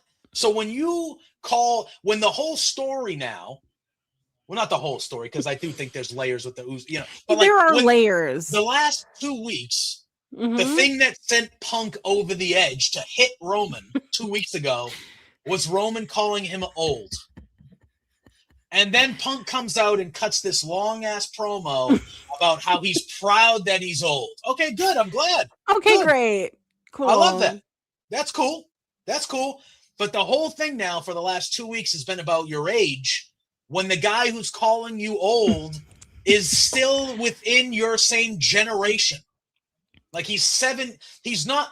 So it's like, okay, you're calling Punk old, but you're not 32. Like you're not. Right. There's not a 15-year gap between you guys. Like you would have been in the same elementary school together. My thing here is like I get part of Roman's thing of let me taunt CM Punk exactly where he's gonna feel it, right? Yeah. And if I know that it gets under your skin to the fact that you do a whole dissertation on how age has, gotten me here and it's full of experience. If I know that pisses you off, I'm going to keep saying age, you're old, you're old, you're old, you're old, you're old. 100%. But Roman's not a dickish heel. Like he's not like a Sammy Guevara type. He's not an MJF type. He's not the one to nag you. And that's where I'm getting disconnected, because the age thing is overarching everything else. It is like the one bad apple that is ruining the entire bunch. I get that, like, CM Punk has mocked Roman Reigns' appearance. I mean, those teeth sometimes kind of scare me. Like, I know that there's been all this, like, you're so old because you get injured, and then your father is like the layers upon layers. But the moment that it's like, this is not Roman Reigns' character. He is not a nagger. He's not someone who's agitating you to the point of you being frustrated. Mm-hmm. And if it was, make it more obvious. If this is a different side of Roman's character of like, I'm not touching you, ha ha ha. And CM Punk is losing his cool, and then he loses the title. Like, cool. That's a different layer I would have never thought about. But that's not who Roman is. You know what I mean? Yeah, 100%. And to me, there's a lot. Like, again, I think there's a lot of juice. I think there's a lot of juice in the story if you lean in with the Usos and Roman. And I'm still waiting. I thought, for as much as like the promo part of it was fine, the last couple of weeks have been fine. They weren't as good as the previous. Like I thought the first 2 or 3 promos was like, oh shit, like this is like, let's go. Like these guys are. This is good. I mean, we've been going at this since February, right? After the Rumble. And but the one thing that I did love about the segment on Monday is how it was Jey Uso who called the shot. And Jey Uso was like, same. You know what to do. Cut the shit. Get him. Like, you know what to do. And that was what caused Roman to snap. And I loved how, again, because another thing, Punk has been leaning in saying, you can't do anything by yourself. It was your Shield boys, and now it's your young boy Usos. You haven't done anything yourself. And the fact that Roman power bombed him Shield style by himself through the announce table, I loved that. I looked at that and I said, that was Roman telling him, I can't do this. I can't do this by myself. Watch me power bomb you like we used to do Shield style with nobody helping me. And so there were certain aspects to it. Like I liked that. I loved the Jey. I think the Usos, and I think it was Jordan that said the Usos have been brilliant for this story. They have. It's been it has been a great adding on to add the Usos into the to the story of this. I'm still waiting for, and Jimmy is so underrated. The way that I'm sorry, like because Jay's the hothead. Jay's the hothead that loses it and can't handle his emotions, and Jimmy's the guy that's like, let me calmly, smoothly talk to you. Like he doesn't yell. He's very like, no man, no. And the vibe of it is I just feel like that's where the story was. They should have leaned into that more instead of going, oh, well, you're old. You're an old guy. You got grays. Yeah. And again, I'm speaking as someone who, but I'm the same age as Roman Reigns. I know I look much better than him, but I'm the same age as, we're the same age. You wouldn't think that. You look at me and you go, you're not a day over 30. Roman looks old as fuck compared to you. I mean, we're the same age. We're both 40. I'm not going to be yelling at a 46-year-old that he's old. I'm not. So I don't know. I just think that I feel like that's kind of a, it's a good dig to get Punk to hit you the first couple of weeks, but that doesn't need to be the story for the next month. Mm-hmm. There's, it was a funny dig. You got Punk mad. Now turn that into you're fragile, or I'm in your head, or this. Don't turn it into, oh, you're old, and just keep on talking about how old he is. Punk came out and said, I'm happy, I'm old. Cool. I don't want to hear the old thing the rest of the way. I don't want to hear it at all. There's other things to talk about. Talk about your family. Talk about your history. You lean into the stuff that made the feud hot right out of the gate and just make it work. Now there was some physicality, which was definitely needed with Roman beating the shit out of Punk. Like, I thought physicality was really, really needed. It's really good, finally. You can't just have these guys talking back and forth to each other for 8 weeks. You can't. As good as some of those promos were. So I'm glad. I was happy with the way it ended with that, but the old thing, again, you want to use it as a one-off to get him to hit you and kind of snap a little bit. Cool. But that does not need to be even one of the outside, like, just does not need to be that. Agreed. I want to talk about, because there's so much emphasis on the men's world titles, both feuds. I'm a little exhausted by the women's title. And I want to ask you, both, or just one in particular? Or? Well, I feel like we know the results of Liv versus Stephanie Vicker. That story, like, it could be so much hotter, and I know that we've talked about that, but I just feel like now we are finally getting Rhea versus Jade with some substance. Oh no, I can't hear you. Oh no. What? You can't hear me? Oh, I can hear you now. Okay. I was gonna say, what did you think of the aligning of Mia Yim and BFAB with Jade over the last couple of weeks? How do you feel about that? It's a shame we can't call them baddies, because that is exactly what I see when I see Mia Yim and I see BFAB, as I just go, oh, they're hot baddies. Like, they're the hot. But isn't that Jade's thing? She calls her fans baddies? Yeah, but I think under AEW. Like, I don't think that she can say that anymore. Got it. So it's just like, it's just finding the WCW equivalent for me, and it's just kind of not hitting. I just wish that, like, we had this a month ago. You know what I mean? I just feel like it is. We are what, 20 days, 19 days until WrestleMania, and we're just now getting some flavor on this feud. I thought the segment, obviously not last night, but last week when Rhea, I thought they played that very well, where Rhea was like, oh, you've had history with these two girls. They don't like you. Ha, ha, ha. I'm one-upping you. And then Jade was like, oh, are you? And they kind of pulled the wool over Rhea. I thought that was good. I thought that was good too. Because here's my thing. Okay, go ahead. Well, I was going to say, do you have Rhea winning this title at Mania? No. Really? Now, is it because they just started this faction? They just started this faction, which is where my brain goes, oh, maybe that's because here's the thing. I think Randy is going over Cody. I have Liv going over Stephanie. I'm still undecided with Roman and Punk. Okay. But this would be the one feud that I'm like, oh, for sure, one of them has to retain, right? I would think one of the world champ. I'm leaning Roman over Punk.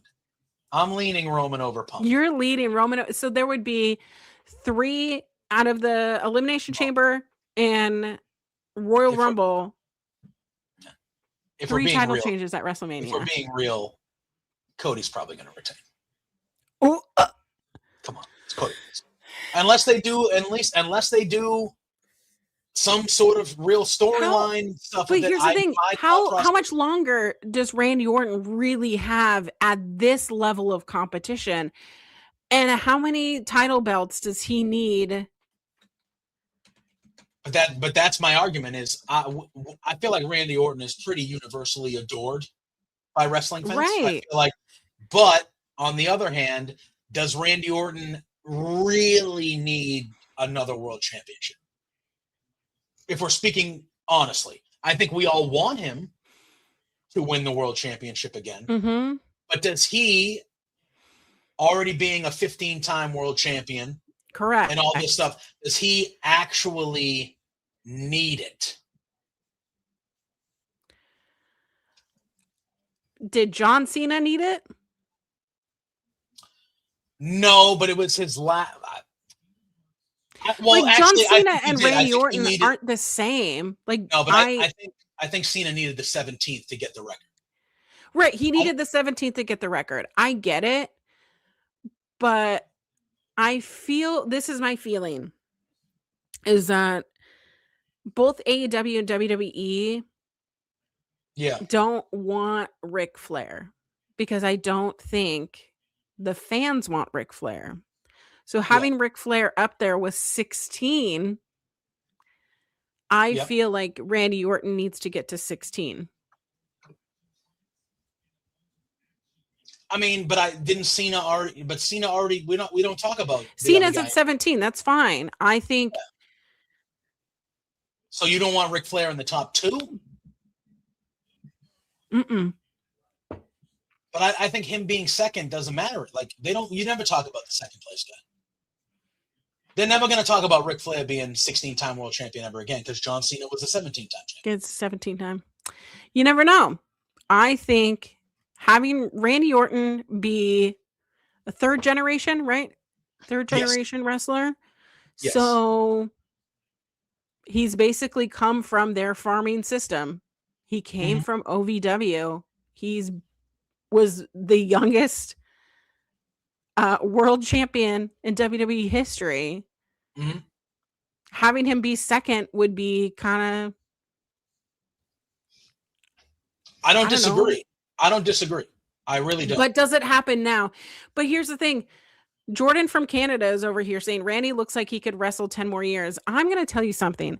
I think Randy Orton has changed his style, right? He has that shoulder thing where like his shoulders pop out all the time.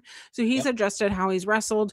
He looks so good now. Like there is something like where he's got lean muscle where I think is really great for the wrestler's longevity. I think having a guy like him, he's 45? Yeah, he's around there. He's going to be 46 at WrestleMania. I don't see him being at this level of competition much longer. Yeah, I would say he probably has. I mean, I do agree with Jordan, though. Like, I feel like he could wrestle longer than we all expect if he wanted to. But I feel like he probably has, realistically, 2 to 3 years of top level. I agree. Competition. And then he comes back just for Mania, just for Rumble, just for SummerSlam. Yeah, but he did, as Berg says, he publicly did say he wants to wrestle for another 10 years. That's insane. I agree.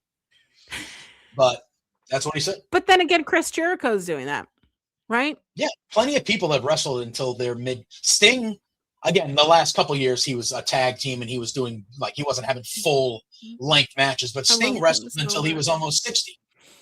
And we just mentioned him. Ric Flair wrestled until he was well into that. You know what I mean? Yeah. So it's true.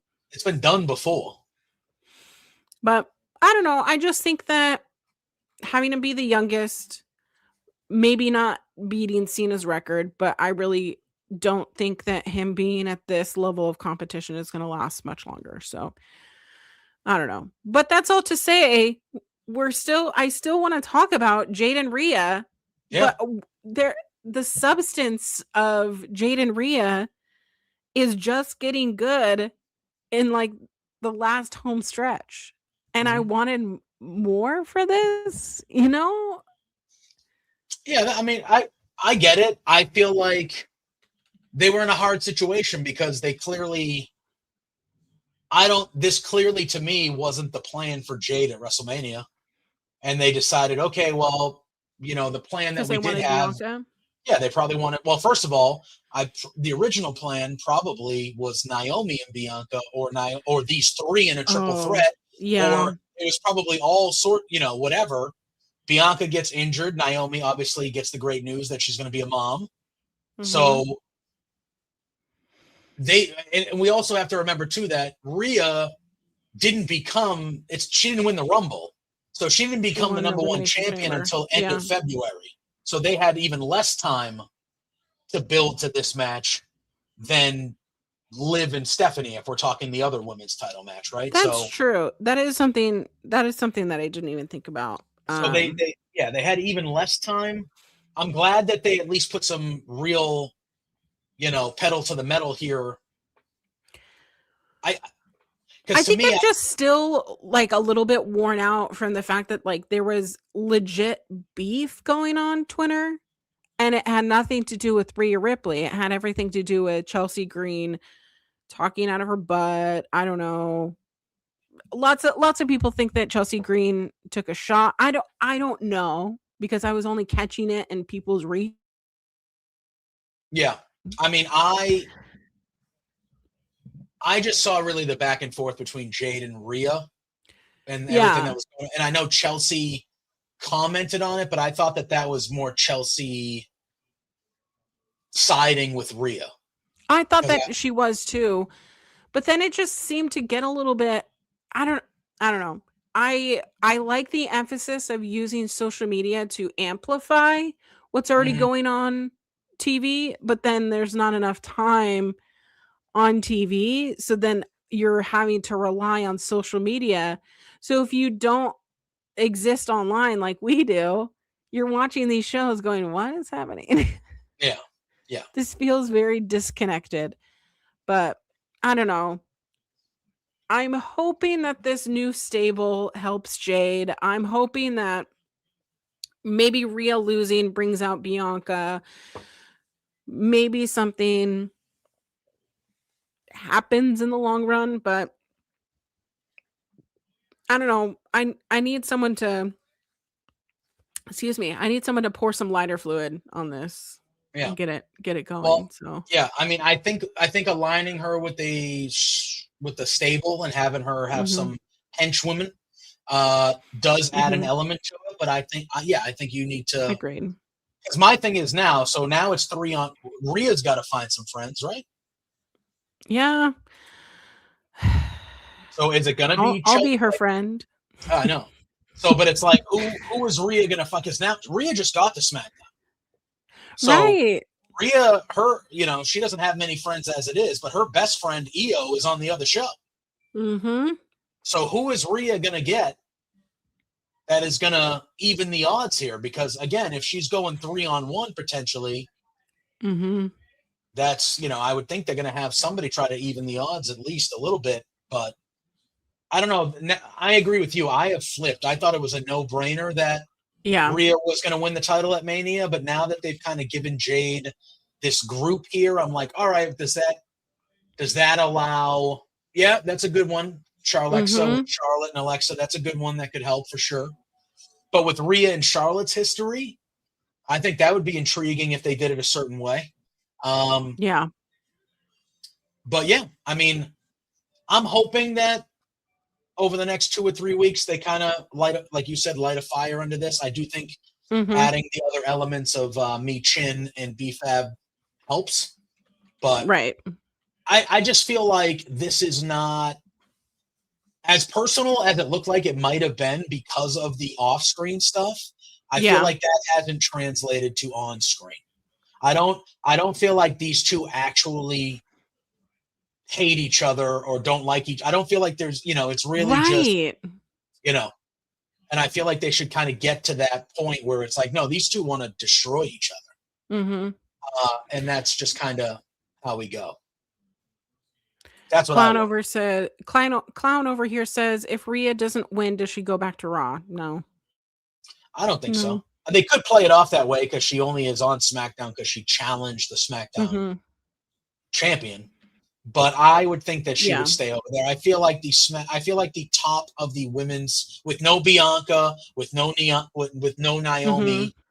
I think the SmackDown women's roster really needed a jolt of a big star added in, and you can't get a bigger one than Rhea.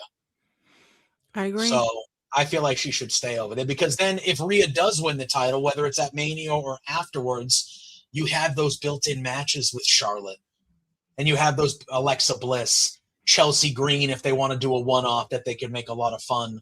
Tiffany Stratton is still over there. That'd be a fun match with those two that we really haven't seen. Like, there's good. Rhea's been on Raw for like 5 straight years, dude. She's wrestled everybody over there. Yeah. The only match she hasn't had over there is Stephanie, which is a premier marquee match of her and her. But what are we going to see her wrestle Liv and Raquel again? She's been wrestling them for 4 straight years. SmackDown, there's fresh matchups, there's fresh faces for Rhea. Absolutely. So. Well, do you want to jump over to the AEW side? Yeah. Well, AEW is doing great. I'm really enjoying what I'm watching on AEW. I did want to ask you, since we're talking about women and women's stables, last night on Collision, we saw the Brawling Birds team up with Mina Shirakawa because Toni Storm is gone. Yes. Right? And then Tekla comes out and she's like, hey, my sisters of sin, we're going to get you. I have a problem. And I want to know if you think this is a problem. Are the Sisters of Sin an actual opponent to fear? Because I have been seeing poor Julia Hart, Sky Blue, being utilized in some bouts where they're losing. And they lost to the Brawling Birds, right? Yep. What the... Okay, I'm scared of Tekla. She is your AEW Women's Champion. She just absolutely decimated Chris Statlander, who has been a absolute pillar in the AEW Women's Division. So, like, if I'm in a trios belt, I'm like, okay, like, I'm afraid of Tekla, but like, I'm not afraid of the Sisters of Sin. Like, I don't think that they are winning enough for them to be viable competitors. And I need to know your opinion. Do you have the same opinion of me of like, okay, the Triangle of Madness is great. It's kind of spooky and scary, but the way that they've been built up really has not been threatening. You know what I mean? Like, we've seen them utilized as the building block for the Brawling Birds, for Megan Bain and Penelope and Megan Bain and no, why is her name suddenly escaped my brain? Oh, Lena Cross. Thank you. Lena Cross. Yeah. But like they were even utilized in tournament for the Timeless Love Bombs to go over. Like, I'm so confused. How am I supposed to feel? What do you think? Yeah, I think you kind of nailed it. I think that they've made Tekla. They've made Tekla look like someone you should fear. Right. Tekla is a legitimate fear. And like, this is not me saying like, oh, Tekla wouldn't be where she's at without the Sisters of Sin. I think anyone being slotted in there, because I think Tekla is absolutely dominating. I think that she's so threatening. She's been doing these incredible promos. I would be fucking scared of Tekla if she came around my neck of the woods. But I don't know if the Sisters of Sin pose that same viable threat. I don't think they do. So again, if you're asking me if you're asking me if I think the unit as a whole is something that I would fear, I would say no, because I don't think the Sisters of Sin. Why would you fear them besides the fact that they're in a group with Tekla? You know what I mean? Like, oh, they're going to now again. The numbers game is always the numbers game. Sure. So if you're by yourself, yeah, all right. You always have to fear that, hey, this could become a 3-on-1 situation. Same with Rhea and the other one. Like, this could become a 3-on-1 situation for me immediately. And then I'm in bad way.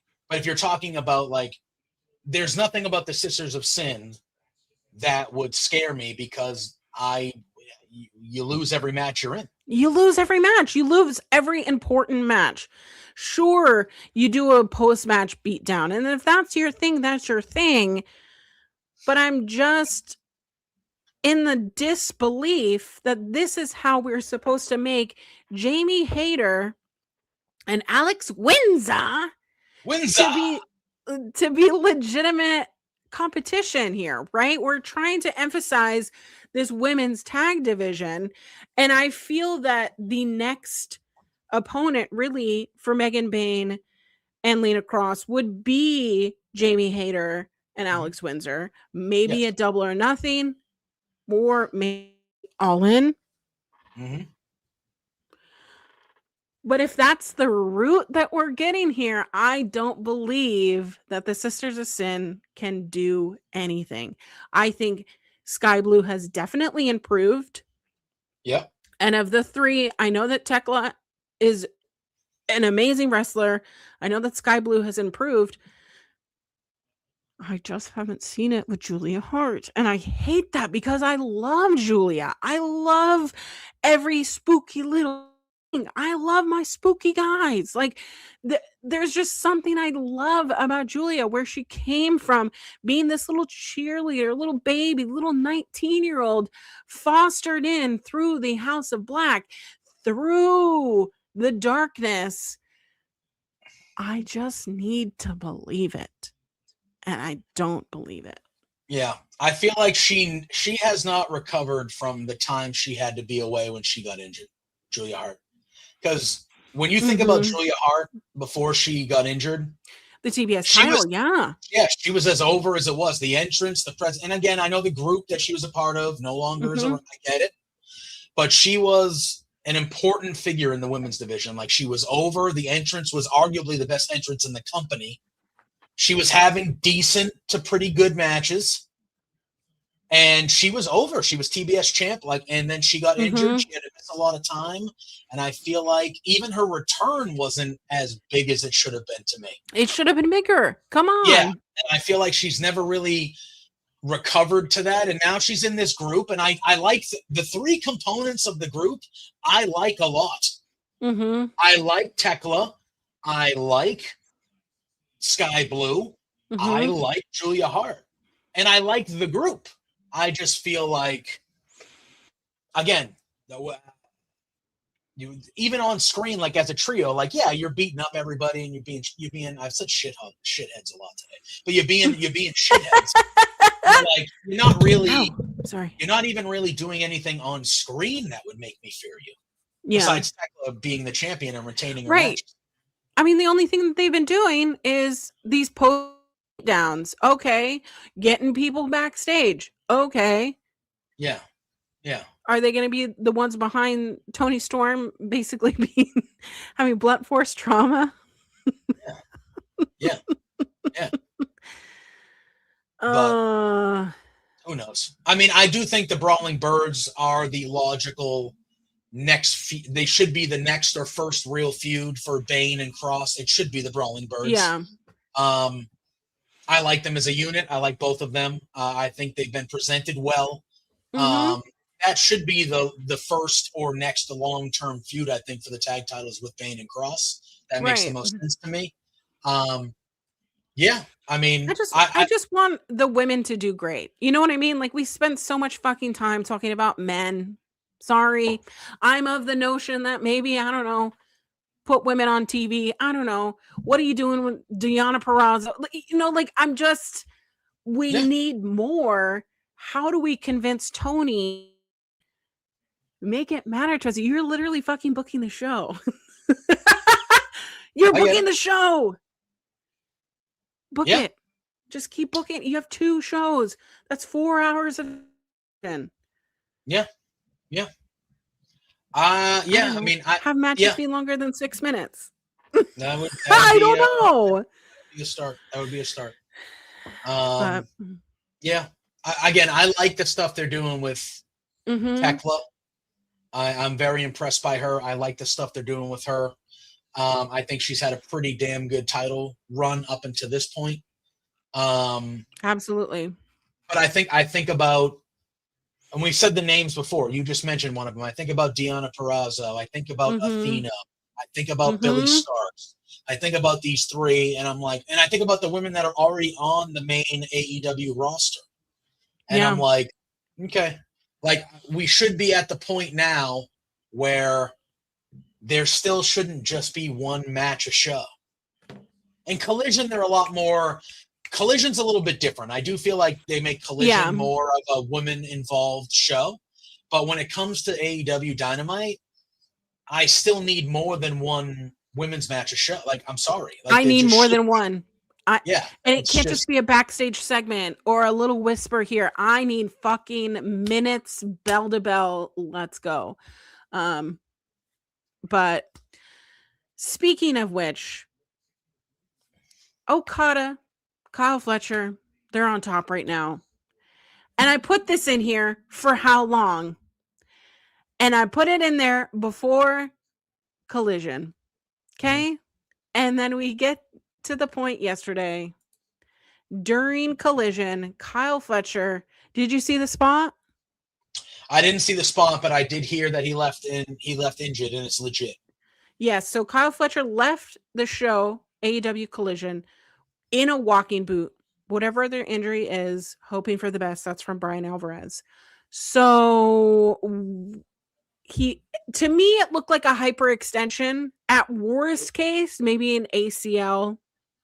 Well, that would but just the way that he came down on his foot, did not look great. Basically, getting your ankle stuck behind your butt and you're having the force on your chest does, with your knees, probably not great. So I'm hoping some time away might help him so that he doesn't miss out on Double or Nothing, which I think Double or Nothing is going to be absolutely a monstrous show being in New York City.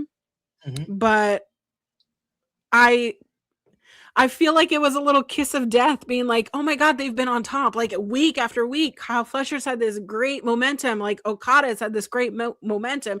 Even Takesha's had some great momentum. And I feel really bad because I feel like I wished it upon Kyle Fletcher. Nobody wants to see anybody get injured. Kyle Fletcher has been an absolute standout for a year and a half to 2 years now in the company. Obviously, big things are ahead of him. Right. You just got to hope it's nothing too serious, but I mean, it sounds like it could be. So you just gotta hope. I mean, yeah, it's unfortunate, but it's wrestling. I mean, it's part of the gig, man. Like every big time wrestler, not every, but most big time wrestlers at some point in their career, they get injured and they got to miss time. It's happened to the best of them. Yeah, it's unfortunate. It's unfortunate. But Okada last night in a promo, he solidified, because there's how many fucking members of the Don Callis family? He really solidified that when we are the greatest is with Proto Okada. So last night, our main event was Okada versus Kevin Knight. And if you want to go out and watch like a really good television show match, right? So the episode that y'all didn't see was us talking about our match of the year. Okay. Yeah. And I had 3 of my 5 be a Revolution. And I think we should just re-record it. That episode, because I have more matches that happened on weekly television. Because what do you mean What do you mean Okada and Kevin Knight had an absolute banger of a main event? What do you mean? I mean, it was expected, was it not? I mean, expected, I don't know, but like, I thought it was a really great match. I think that Kevin Knight is doing some of the best work of his career. I see Turning a heel. split with Jet Speed happening soon, which I think would suck because I really do like them together. But I thought that the match could have, I mean, it went 17-19. So 17 minutes and 19 seconds. So I think that it could have gone longer. Oh, for sure. For sure. But yeah, Kevin Knight's turning heel. Swerve is turning him heel. That I've been saying it for 2 months. I'm like, that is 100% going to happen. Eric, thank you, friend. Yeah, look, I saw this match. This was a great match. Mm-hmm. As the second it was announced, I knew it was going to be a great match. It was going to be a great match, right? Yeah, it lived up to the billing. I would Mhm. love to see these guys go at it again. Mhm. Kevin Knight is a legitimate superstar. Yeah, I mean, again, I knew Okada wasn't going to win. I mean, sorry, I knew Kevin Knight wasn't, the other way around. I was like, what the fuck? I knew Okada was going to win is what I meant to say. Yeah. But he got out of the skin of his teeth. Like that was it was not solidified in my opinion. Yeah. Yeah. I think that Tony and AEW know how good both guys in Jet Speed, because we saw on Dynamite, Speedball had the Kenny Omega segment in the back where Speedball was like, hey man, I admire you. I'm rooting for you to win at Dynasty, not only because I admire you, but because if you win, I want to be the first challenger. And Omega was like, absolutely. So I think they know. And I also think that was foreshadowing, because I think Swerve is going to kill Speedball. Okay, speaking of which, one of my matches of the year here, Kenny Omega versus Swerve. Which one, though? I like the second one better than the first one. I like the one on Wednesday better than the first one. I love the one on Wednesday. It was so fucking good. And it's for the AEW number one contendership. And if Kenny Omega lost, he loses his EVP position. And I'm going, oh my God, are they gonna make him lose his? No, not gonna do that. And guess what? He didn't make it easy. But Kenny Omega fucking wins. And there were so many near falls that I'm like, I'm doing that like, oh my God. Like the feeling that you feel and during a pay-per-view, this is a pay-per-view level kind of match on free TV. Yep. And it opened the show. Which is so crazy. Hey, let me just put a bunch of firecrackers up your butt. Let's go. Yeah. And they opened the show with it. They closed the show a month prior when they fought the first time. Yeah. And it was, I mean, it was as good. Again, another match that when you see on paper, and we've already seen it once, you're like, this is going to be incredible. And it was incredible. I love the ending sequence of Kenny repeatedly trying to get Swerve in the one-winged angel, and Swerve sneaking out of it, getting out of it somehow, some way, only for obviously at the end, finally, Kenny to be able to hit it to win. But the way they played it off, it was like, damn. He went for the one-winged angel like 4 times, and I was like, oh, he's going to hit it. Oh, no, he didn't. Oh, he's going to hit it this time. Oh, no, he didn't. And it was going back, and I was like, wait, is Swerve going to win? What's going on? Oh. And I was just going back and forth. It was unbelievable. They had that spot where it looked like Kenny was trying to give him an avalanche one-winged angel from the top rope that Swerve kind of turned into like a top rope Olympic slam of sorts, which was a great spot. The pile driver on the barricade, the guard. How did they balance on that? How did they balance on that? They fell, and then they got back up and did it because they It's crazy. Unbelievable. That was just really, really good. Kenny. Is he the Kenny Omega that he was 5-6 years ago? Clearly not. No. But he's still, listen, dude, he's still the best bout. Like he's still, he's up I think Kenny Omega is arguably one of the best wrestlers in the entire planet. Still is. Right? Even next to yeah. Danielson, I think those are the best two wrestlers that we've seen in AEW, hands down. But I think the champion has a right to try to get himself into that conversation. I think Max is maybe he should wrestle more. But I think that's part of the character. I'm of the iteration but when he wrestles, I don't think he has the best dog collar match of all time. He has the best Iron Man match of all time. He has the best Texas Death match. He's not lying when he says these things. Go and watch the match he had with Jungle Boy from a few years ago. Unbelievable. Okay, but like your odds are better to have a better match of all time when you have lots of time in between. Okay, that's fair.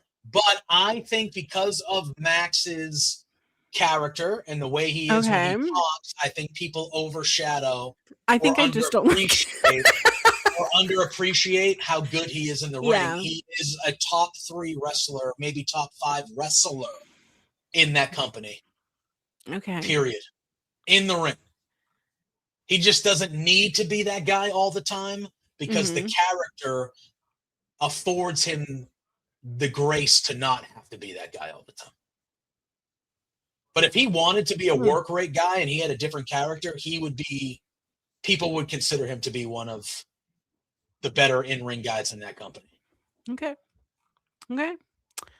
We will see, because here's the thing. Kenny Omega's 42. Yep. And Max is going to beat him. Max is going to beat him? Yeah. Max is not losing. What are you talking about? Max is not losing at Dynasty. Max is not losing earliest Double or Nothing, but probably All In. He's going to lose to Ospreay. That would be my guess. You think all the way? I'm going to have to tolerate that. He's the top guy in the company. He's the best guy in the company. I don't like him, but he is. It's okay to not like him, but he's just turned 30. He's a living legend already. 30. Yeah, he's going to be. He openly says in every interview, kayfabe or not, I want to go down as the greatest to ever do it. And I truly believe that is his mission. And if he performs at this level for another 10 or plus more years, he will be that. He will be that. But is MJF where Kenny was 12 years ago? In ring, no. But I think as a total package of a wrestler, yeah, he's above it. Because Kenny has never had the talking ability or the character as good as Max. Period. Okay. That doesn't mean that Kenny can't talk. I actually think on Wednesday night. I'm kicking you out of here. I bid you adieu. I actually think on Wednesday night, Kenny cut one of the better promos I've ever heard him cut with Max. I thought that was a great promo from Kenny. And when he was the cleaner, I liked Kenny's promos, but Kenny cannot. No, Max is a different level of talker. A different level of talker. I am speechless. I'm not saying in ring. In ring, I think it's Kenny all day. But I think Max is really good. I think that I think Max uses the crutch. I think that I don't disagree. Here's the thing. We've only seen a glimpse of MJF as a baby face, right? Or a face in general, right? When he was aligned with Cody. He's always been a bad guy. Kenny Omega has been bad guy, good guy, tweener, all the things. And I feel like there's a multifaceted character of Kenny Omega that MJF will never possess, because MJF as a face will never be convincing to me. But Kenny Omega has made it work time after time after time. I think a better, well-rounded promo comes from someone who can reinvent themselves like that, in my opinion. Yeah, I think Jordan says in the chat, he goes, Max can hang with Punk on the mic. Okay. And that's, if you're talking about, now, I'm not talking about cookie cutter WWE old man Punk right now. Yeah. But when you talk about the talkers of the business, CM Punk is without question one of the greatest to ever He do was it. in 2010, 2011. Yeah, but he also was pretty damn good in AEW before things went sour, and Max outshined him. I have never liked CM Punk, so I think my bias is showing. And again, but you're allowed. You're allowed to not like these people. I'm not saying your opinion is wrong because I was. I'm allowed, guys. And I respect I've never thought that Punk was like. I think that Punk caters to his voice of the voiceless a little bit longer than I wanted him to.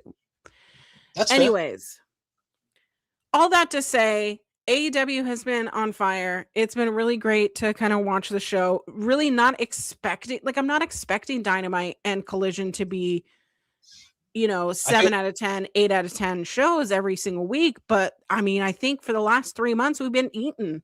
I was going to say, I think they've kind of. I think that they've kind of established the point, and it's been long enough now that I think it's fair for us to be expecting these shows to be like this. Mm-hmm.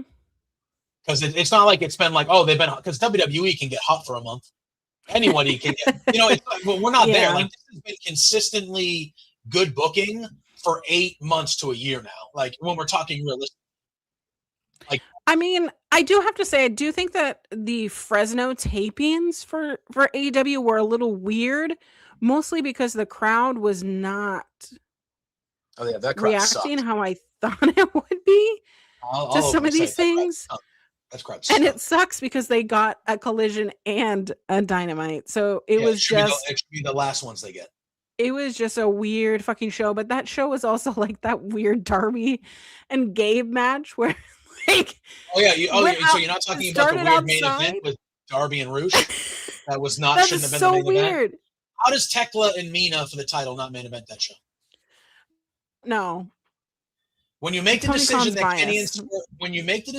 Kenny and Swerve is opening, which I thought was the right decision, but when you make that decision, how then does the women's world title match not main event the show? We have, again, and I'm glad Roosh is back.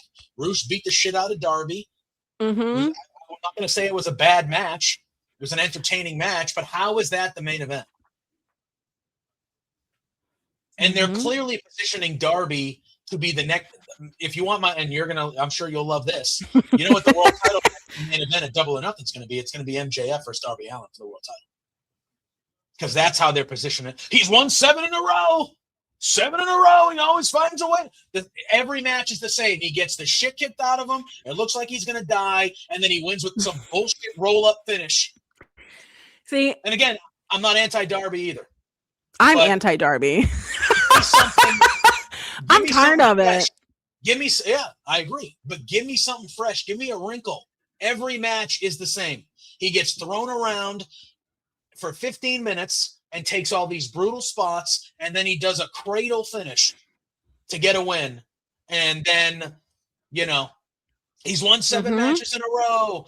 He said he's going for the title. He's going for Max. He's going for the title. Well, that tells me when Max beats Kenny, Double or Nothing, it's either a multi-man match for Max or they're positioning Darby to be the challenger in New York to Max for the title. Well, and I don't know if that puts butts. I'm excited because we are in Winnipeg, Manitoba this next week. We'll probably see a return of Mercedes. We might also see a return of Chris Jericho, everybody's favorite. You think so? He is from Winnipeg, you idiot. He is from But guess what? Finally secured my tickets for AEW when they come through Seattle, and it'll be the Dynamite and Collision after Dynasty. Hell yeah. Deddy? No, you don't. Nobody blocked. Nobody wants that. Don't say that. Blocked. Much. Goodbye. Well, that's exciting. When is this? Is this a ways down the road? The 15th. So Dynasty is the 12th. I'll be going the 15th. So, y'all. That's exciting. So you're gonna have the go. You're gonna have the after. You're gonna have the fallout. Mm-hmm. Dynasty. Yeah, because Dynasty's in where? Vancouver? Where's the Dynasty? Vancouver? Vancouver, yeah. British Okay. And Columbia. that's Just not over far the from, border. that's just over the. So Mhm. how far from Seattle is Van? It's only a couple hours. Hour? Is it like Yeah, only really a really? couple hours. That's not bad. So if you got your passport, that's an easy trip for Seattle. What do you call you people? Mhm. Seattletons? What do you call? What are people from Seattle? Seattleites. Seattleites. Seattleites. That's okay. That's Yeah. good. I like that. I like that. So Seattleites, if you're a wrestling fan, like that's not a bad drive to go to that pay-per-view if you No. want. It's actually really fun, kind of really nice, especially if it's a nice, crisp, clear day. But it also depends on the border, depending on. Okay. I was gonna say the border can be a bitch sometimes, I'm sure, to get through. Mm-hmm. Yeah. But well, do we have anything else to talk about before we bid adieu?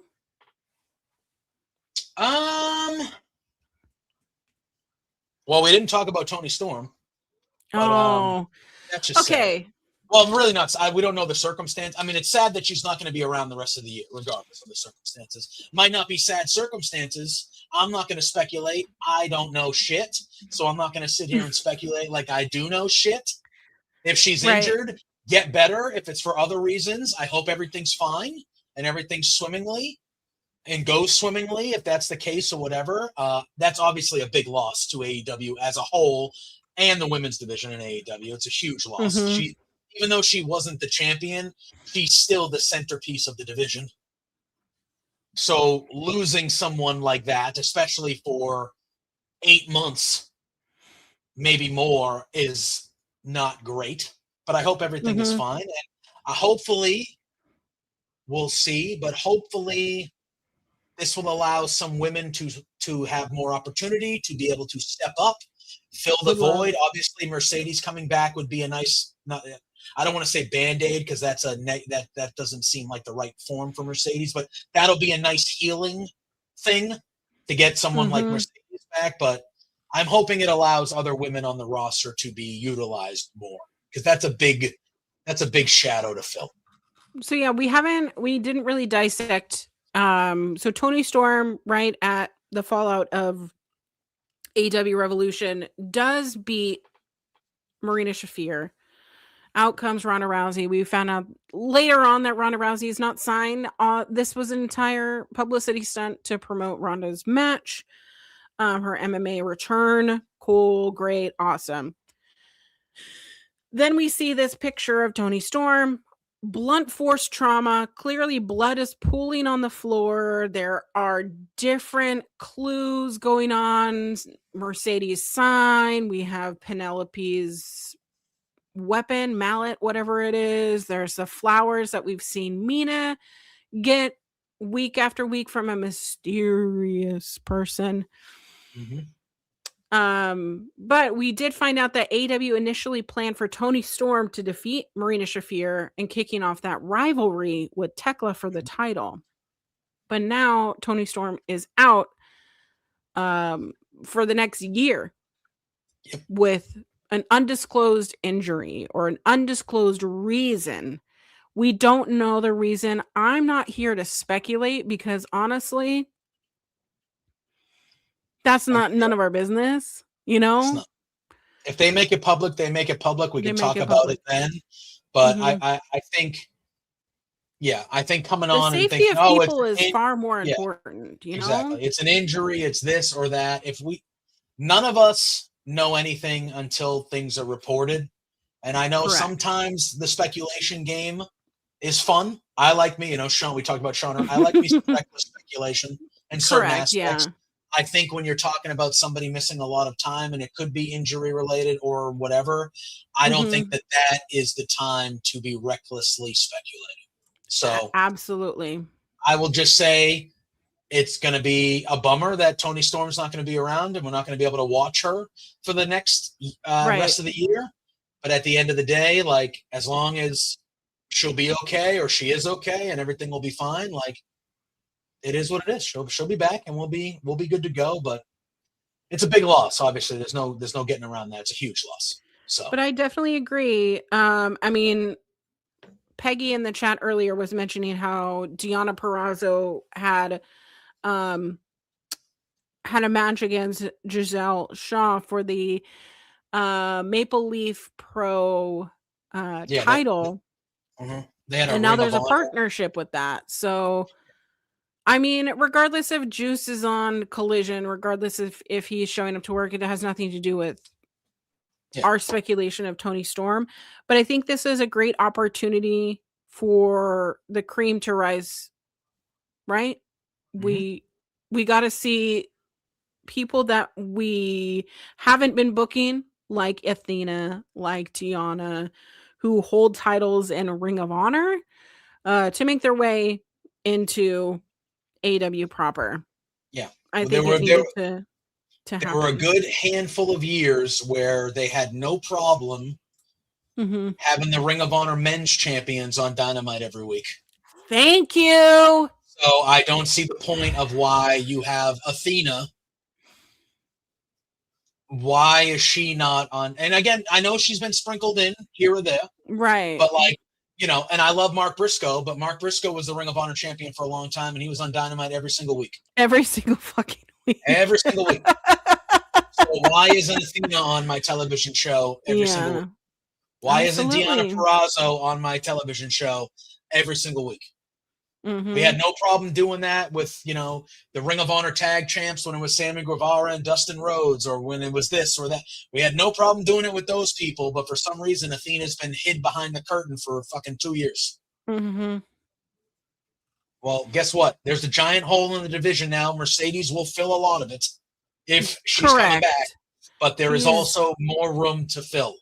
And Athena, Deonna, Billy Starks, all of them. Like, what are we waiting for? Absolutely. Well, lots of things to go on, and a show that we did not fucking mention Jelly Roll at all, because why the fuck would we? I'm all for celebrities being involved in wrestling. And he at least tries, it seems. I don't either. But like, what I will say is the match that happened at SummerSlam, the tag match, actually exceeded my expectations with Orton and Logan Paul and all that. Actually exceeded my, and I'm glad he took the pinfall. I'm glad he took the pinfall in that match. Took a terrible RKO, bro. Yeah, that was gross. That was gross, bro. Worse than your music.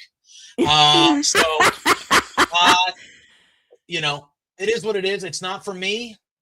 However, what I do appreciate is I appreciate how we've kind of got to this level now where it seems like the celebrities that do come in and have matches, they actually give a shit and they actually will put the work in at the very least. Absolutely. And I can appreciate the fact that, and you heard, I forget who it was, but you heard somebody talking about how like he got there and was helping ring crew and like setting up the ring and taking down the ring. He doesn't have to do that. He doesn't have to do that. He's a worldwide music Grammy. Like, he doesn't need to do that. So the fact that I can at least appreciate that, even though I have no interest, nor do I need to see him. Why would they have him wrestle on SmackDown? For free? I don't know. It was Jacob Fatu that said that. Yeah, Jacob Fatu said that about Jelly Roll. Why was that on? Kit Wilson, who I adore. No. But I don't know. Well, JPJ, what do you got going on here? You know, Thursday nights, 8 p.m., Love Wrestling. Me, my main squeeze Pluggo, the flagship show of Love Wrestling, Between Two Beards. So if you like what you see every Sunday, come on Thursday nights. Auntie has been on our show numerous times. Sure, she'll be on I'm again. usually in the chat. Yeah, but Auntie's usually there in the chat every week, but she's been on physically on our show handful of times. We usually bring our friends on when we can. But we do that every Thursday night. We have a lot of fun. Wednesday nights after AEW Dynamite, for the next couple weeks, it'll still be Jose Gonzalez, Jose on the air, and myself doing Dynamite Up. He is leaving because he got some shoot job promotions and good things happening. So I might have a new co-host down the line. Maybe I'm hoping to keep that show going. I don't know. I'm still kind of working that out. So keep tuned to all my stuff there. Every Sunday, obviously, you can find me here at noon Eastern on Fightful Overbooked with this lovely human doing this show, which is a lot of fun. And I think we get better every week, Collins. I think we get better every week. I agree. I mean, we're at 2.5 hours here, so but no, yeah, and that's where you can find me. But if you follow me right here on Twitter, I usually release my schedule every Monday, and then you can kind of see where I'm at because I do stream video games, play a lot of MLB The Show and sports games and stuff like that. So I'm kind of everywhere. So, well, you can find me anywhere there is social media _queer auntie.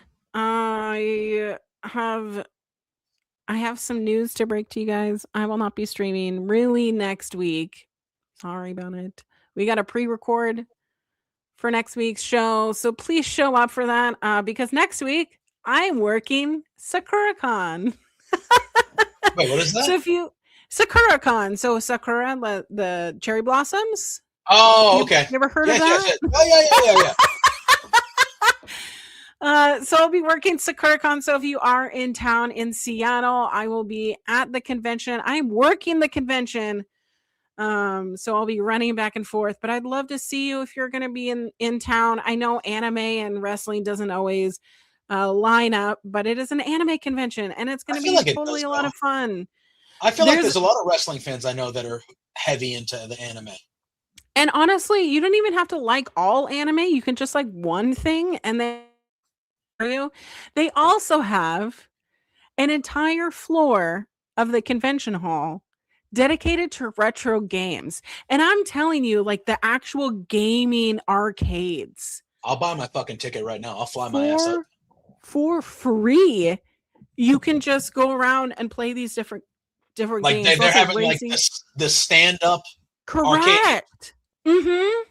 That would be worth the price of admission alone to me. Exactly. And some of these people just sit there for hours upon hours playing their games.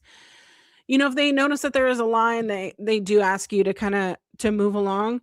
But some of my favorite games are some of those Japanese racing games because they're so fun. But they just it's maybe 100 different, maybe 200 different ones. It's That's just cool. An entire floor of the convention center. And there's also tabletop games that they have going on. They have tournaments going on. Like it's not just anime. It's everything your nerd little heart wants. And the voice actor for Krillin. So Krillin is my favorite. You can see I have a little Krillin tattoo. He's going to be there. So I'm going to try and sneak into one of his panels and see if I can meet him. Hell yeah. Hell yeah. Get it done. But I'm very excited. So we will have a pre-recorded episode for you next week, but I'll be in the chat. You'll be in the chat. We're going to be having a good time and making sure that actually goes live. But I'm stoked for everything that's going to be going on in wrestling. And then, you know, April is April. We're trucking closer to WrestleMania. I forgot the name. Only the granddaddy of them all, Collins. Listen, you get here for I feel like I've had too much caffeine and I've only had one of these little bad boys, so but zero food. So anyways, but if you're watching this is on Fightful Overbooked. Hi, hello. Like, share, subscribe this video if you like this kind of content. Leave a little comment down below if you like us and you want to see us. We're here every Sunday at 9 a.m. Also on Fightful Overbooked, you have In the Weeds, Jeremy and Joel and SP3 go live. I know at least Monday, Wednesday, Friday, but sometimes it's like every single fucking morning I see them. I think it is every day. I think Joel and Jeremy are Monday, Wednesday, Friday, and Jeremy and SP3 are Tuesday, Thursday. Listen, you know more than I do. I work a lot during those days, but I think that's how they roll. Yeah, I love it. And then Fridays, coexisting with Rob and Maggie. They're doing awesome, incredible things. They have a very well integrated show, so you won't want to miss what's going on. Make sure you guys tune in, support those shows, because we like you and we want to show them some love. So, all right, guys, we love you. Thanks for going coast to coast with us. Bye.